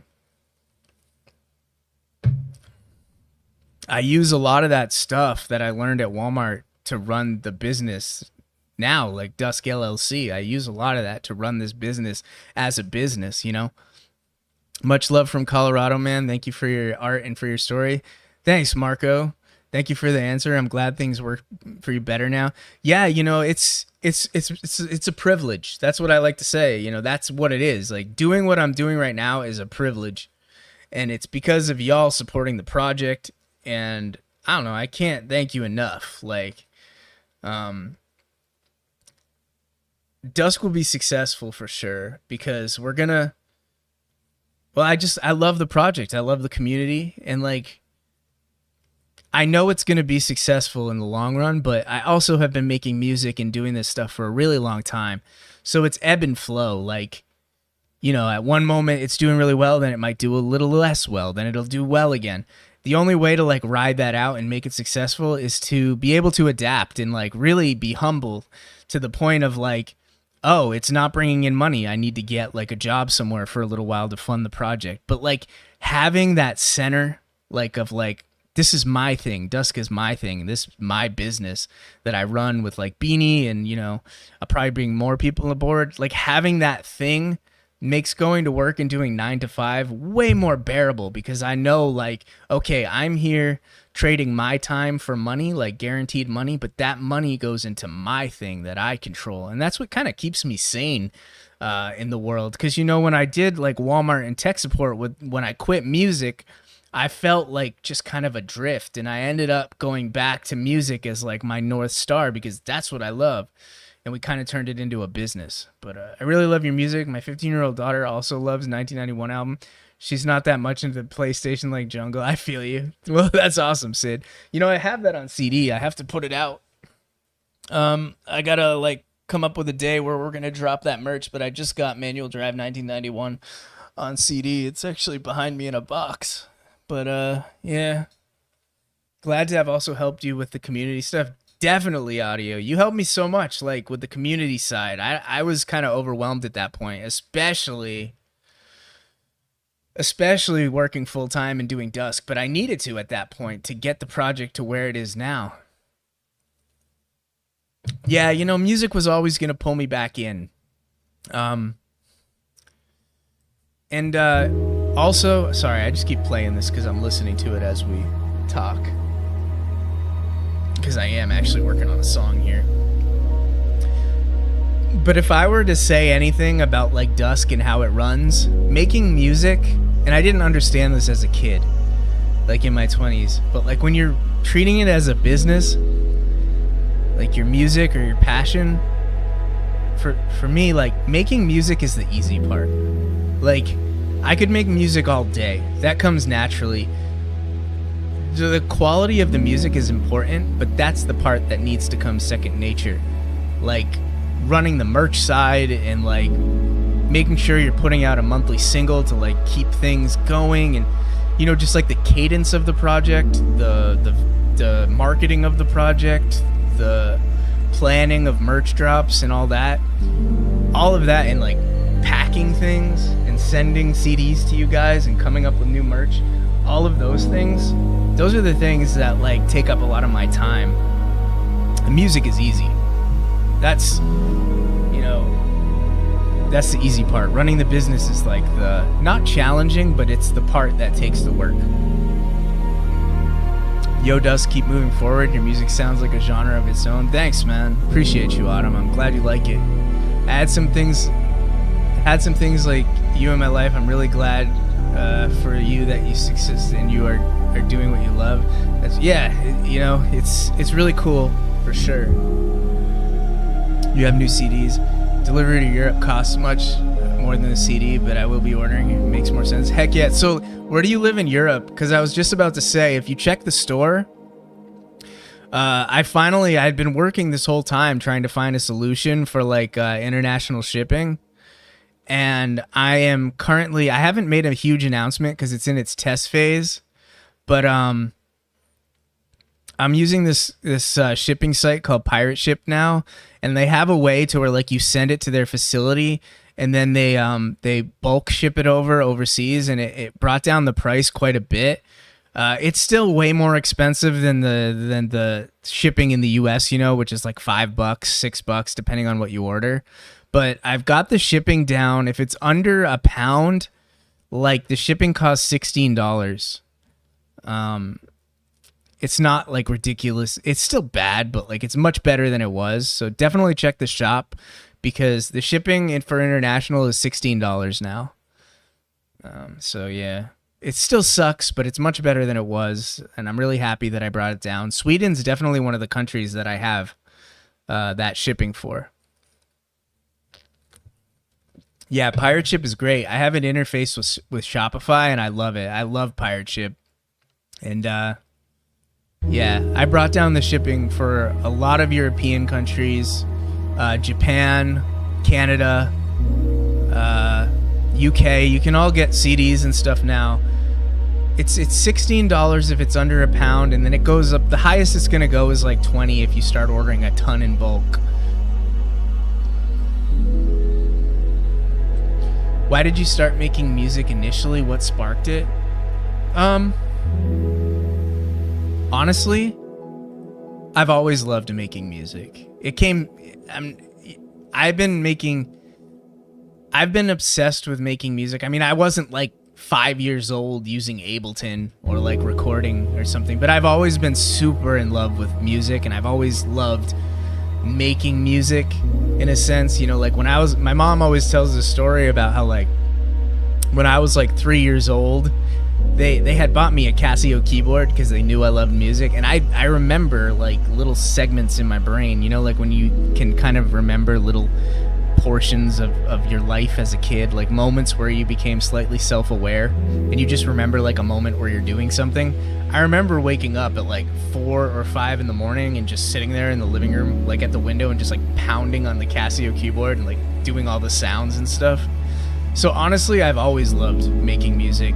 I started taking it seriously, or at least like pursuing it in my teens. Like when I was like 13, 14, I got a guitar. I started playing with a band, and then like I started recording our band in the basement on like Cool Edit Pro, which is kind of like Audacity, but like a little older school. And then from, you know, I started like layering my guitar, all that. And then when I was 17, my friend showed me Aphex Twin and like Boards of Canada, and I got obsessed because I already loved video game music. So I started using Reason, Propellerhead's Reason, and then I switched to Ableton later that year, and I've just been using Ableton ever since to make electronic music. And I just fell in love with like every genre of electronic music, all the things, and I just kind of went down that rabbit hole, and I've just been doing it ever since.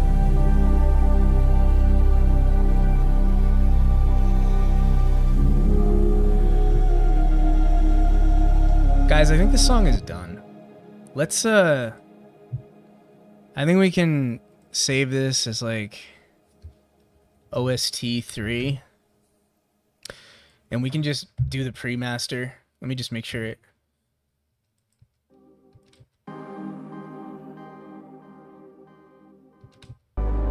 As someone who's thinking about getting into music myself, how far do you think just stock plugins would get me when making ambient DnB music? Pretty far, man. Especially if you use Ableton. I mean, I don't know much about the other DAWs, but you could do a lot with stock plugins. Especially these days, they're pretty damn good. You could use like, let me record this, and then I'll kind of show you.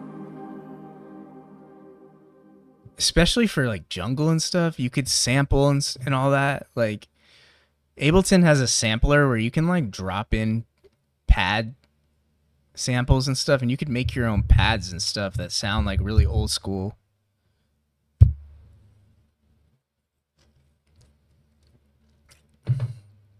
I like Ableton the best. I love Ableton. Mostly because it's so easy to route to like external gear.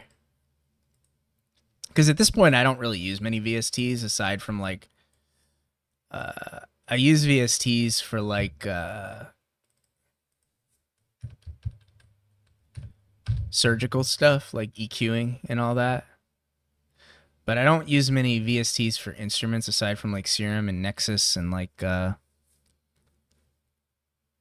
but yeah, there's a lot. And you know, you can get a lot of like plugins on sale too. You'd be surprised. They can go on sale for like 20-30 bucks sometimes, especially the UAD stuff, like Apollo. Yeah, I'm a huge fan of Ableton.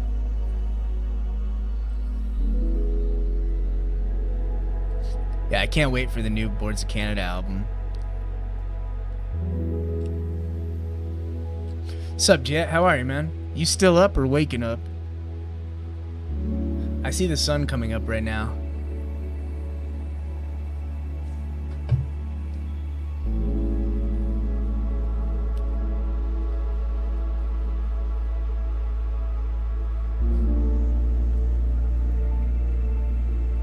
Have you ever messed with modular music?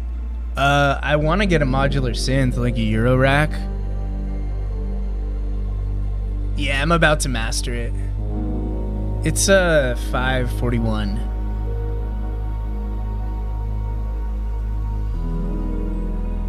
Yeah, of course, Blue. I try and read every comment. Best I can. Are you naturally a night owl? Absolutely. I might try and run to the post office before I go to bed, just so I can get everybody's stuff out. Like if you ordered stuff in the past week, I think I might just run to the post office and do the Dropbox thing.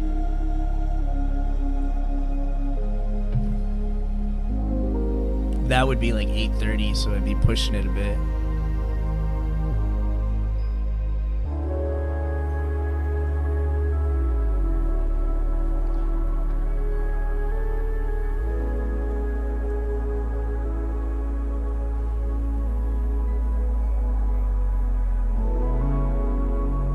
I don't know. I'm kind of biased, and like it's just probably not for. I make better music at night. I don't know why. Like from 12 to 6 a.m., I think I come up with my best ideas. I also like being able to stream late at night because it's just the vibe. Didn't know you had a whole business thing going on, by the way. This is dope. Yeah, Dusk is an LLC. Boiler Room is amazing if you haven't heard it. I'll check it out. Katarina. When do you sleep? I don't know, like 8 a.m. I'm glad you like Dreams 99 and Aquatic Heaven Simulator. I kind of want to like make some songs that are similar to that stuff soon.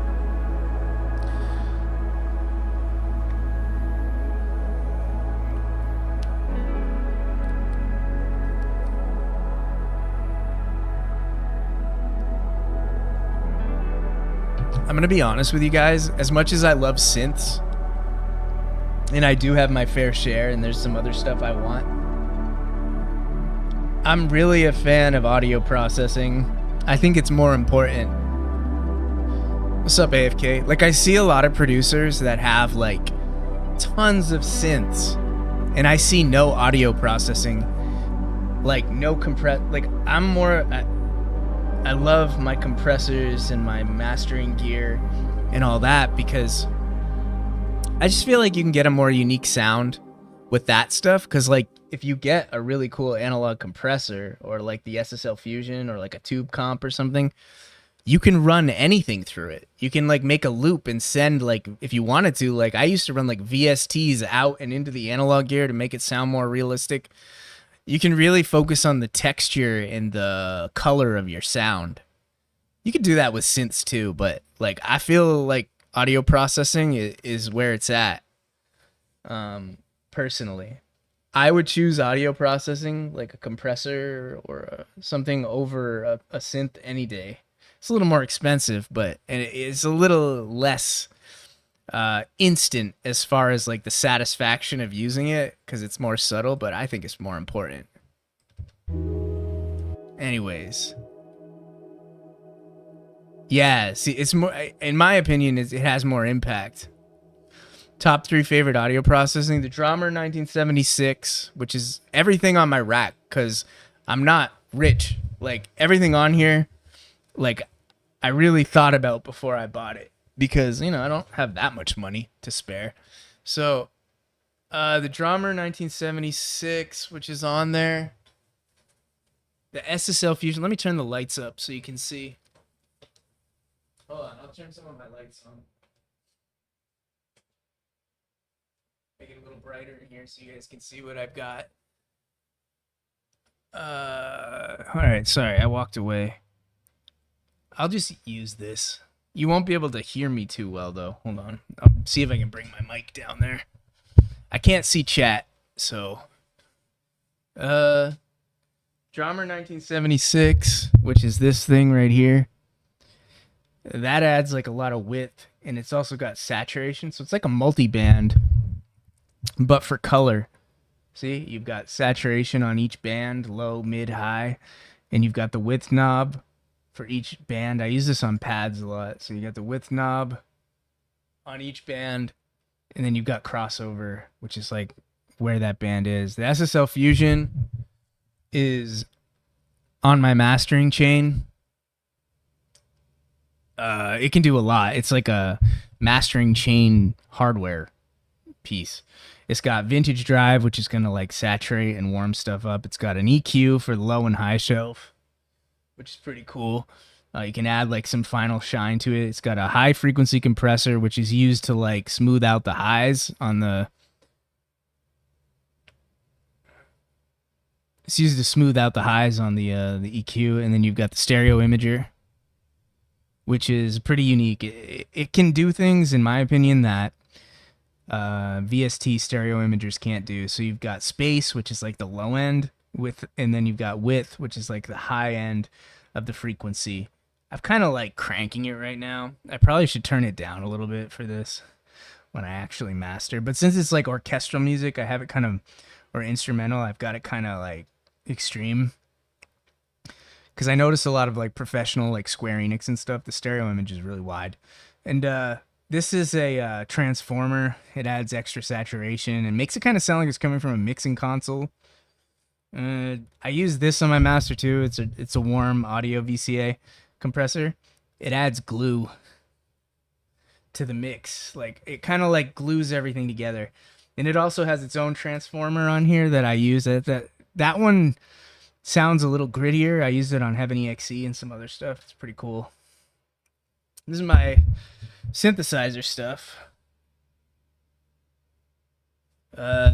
These boxes are what make video game sounds.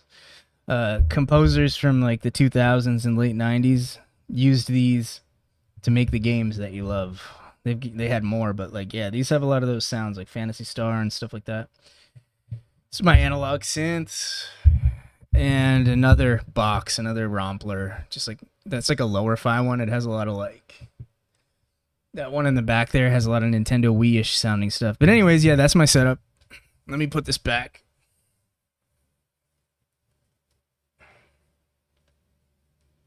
If I can get it to sit again here, let's see what I can do. Ugh.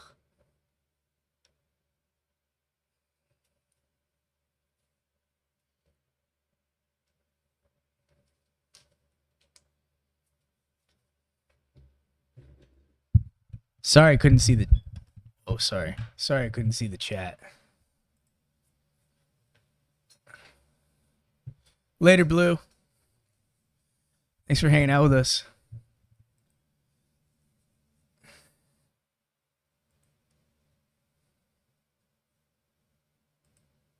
That makes sense, because like a lot of that stuff...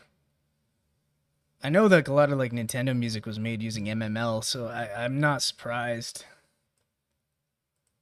But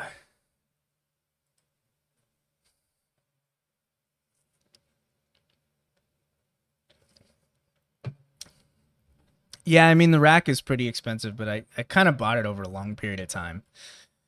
I bought the Pro VLA first, not that one, but I brought one first, the one on the top. I forgot about that. That's what I run my drums through. I have a short on it. If you look at my shorts, there's a gear highlight. And I plan on doing more shorts that are gear highlights on every piece of gear that I own. That way people can go and look at it. But yeah, so this song is about done here. We've got... Why does this have a utility on it? What did I do that for? What was that on? Must have accidentally placed that. Let's take that off of there. Let's render this again, because I don't know why that utility was on there. I don't know how the heck that got on there. The first Pro VLA is still working. It's just not here. It's the second one that gave me trouble. The one that I bought that was like a floor model. Oh my gosh. That was a nightmare trying to fix that thing. I just gave up eventually.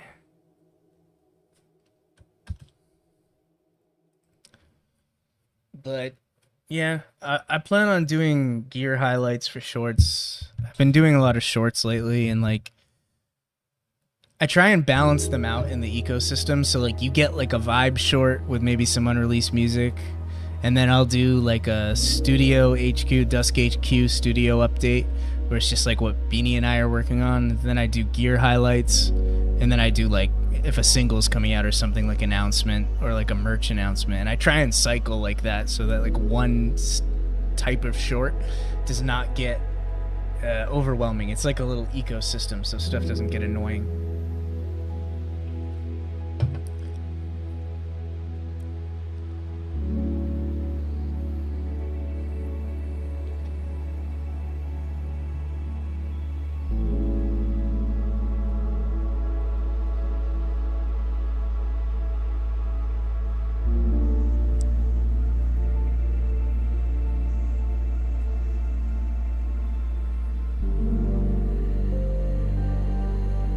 Alright, I'll be right back while this renders.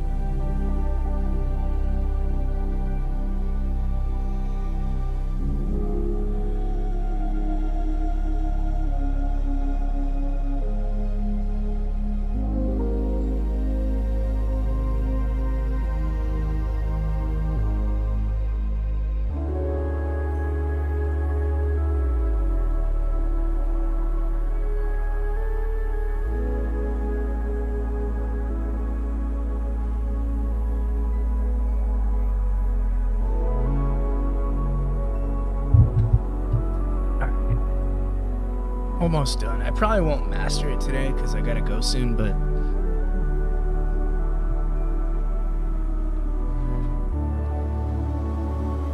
I'm probably gonna master them all kind of together so that they're cohesive.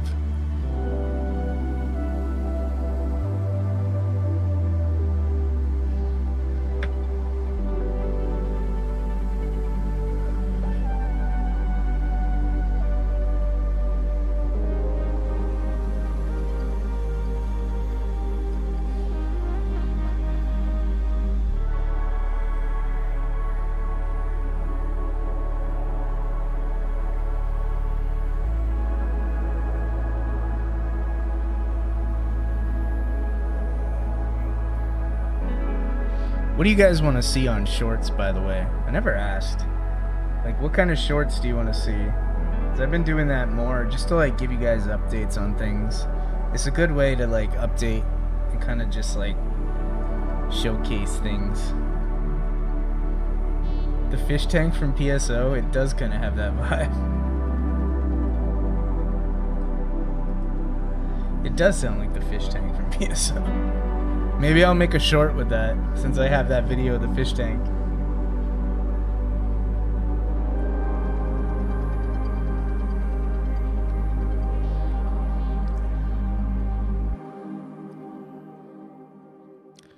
Alright, that's good. That's done. We're good to go there. Alright, let's save this. So that's pretty sick. I recently came out of a Music Hibernation, made a trance song. Heck yeah. Alright, this is good. This is good. So let's, well, before I go, I just want to hear what it maybe sounds like running through the mastering chain. Just to see, you know, just to get an idea. I'm not going to actually master it, but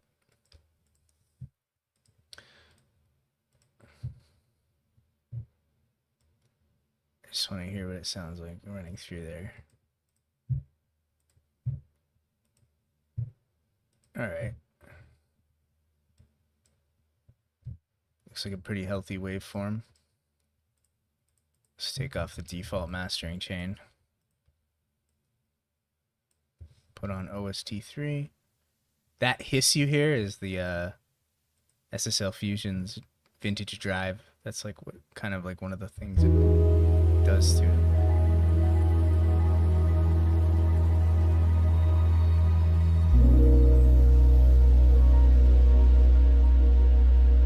hopping off. Super grateful for the live streams and really enjoy watching you process.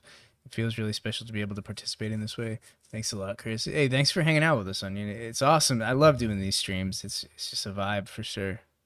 I'd love to see short films of the awesome art that complement each release. Yeah, I think we want to do that for sure. Like just like little shorts of the art and stuff.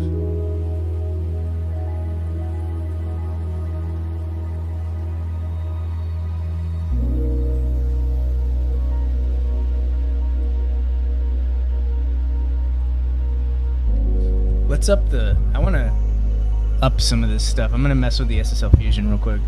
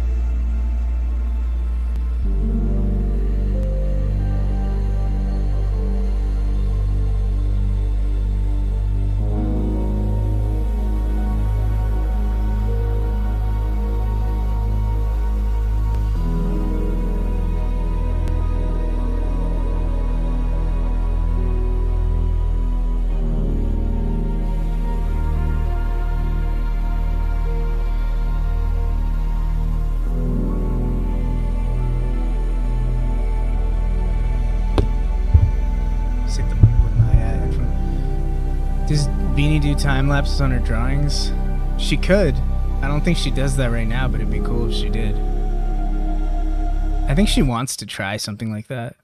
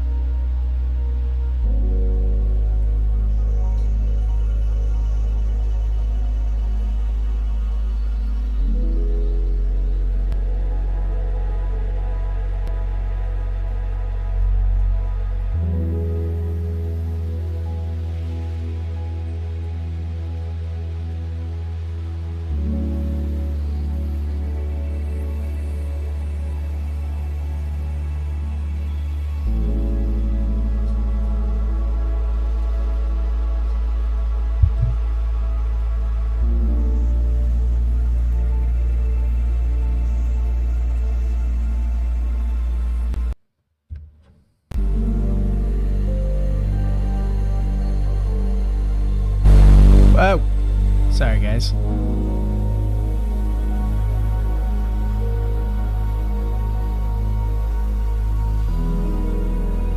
That'll wake you up.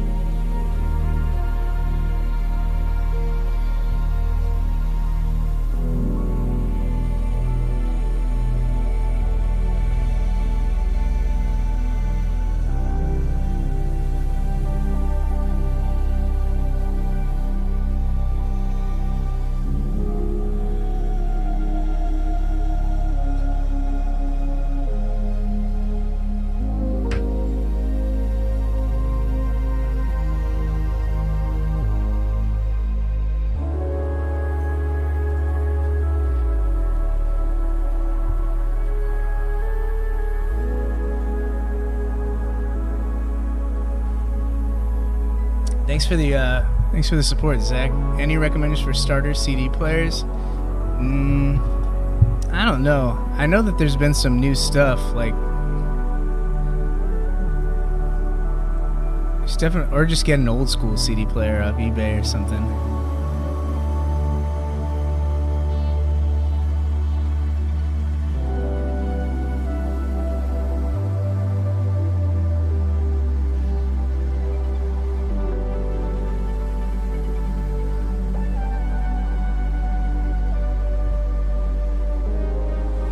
What's up, Ark?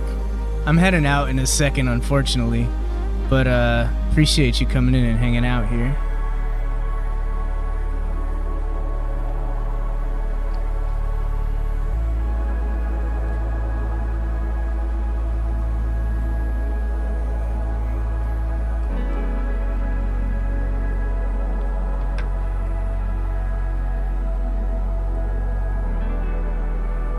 don't think I need this song to be so loud. I think this is going to be...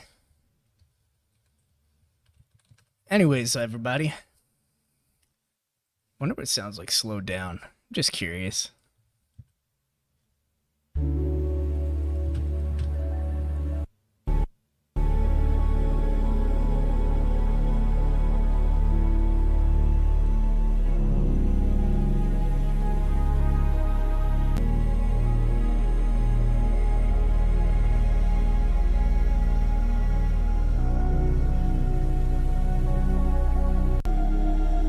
All right, cool.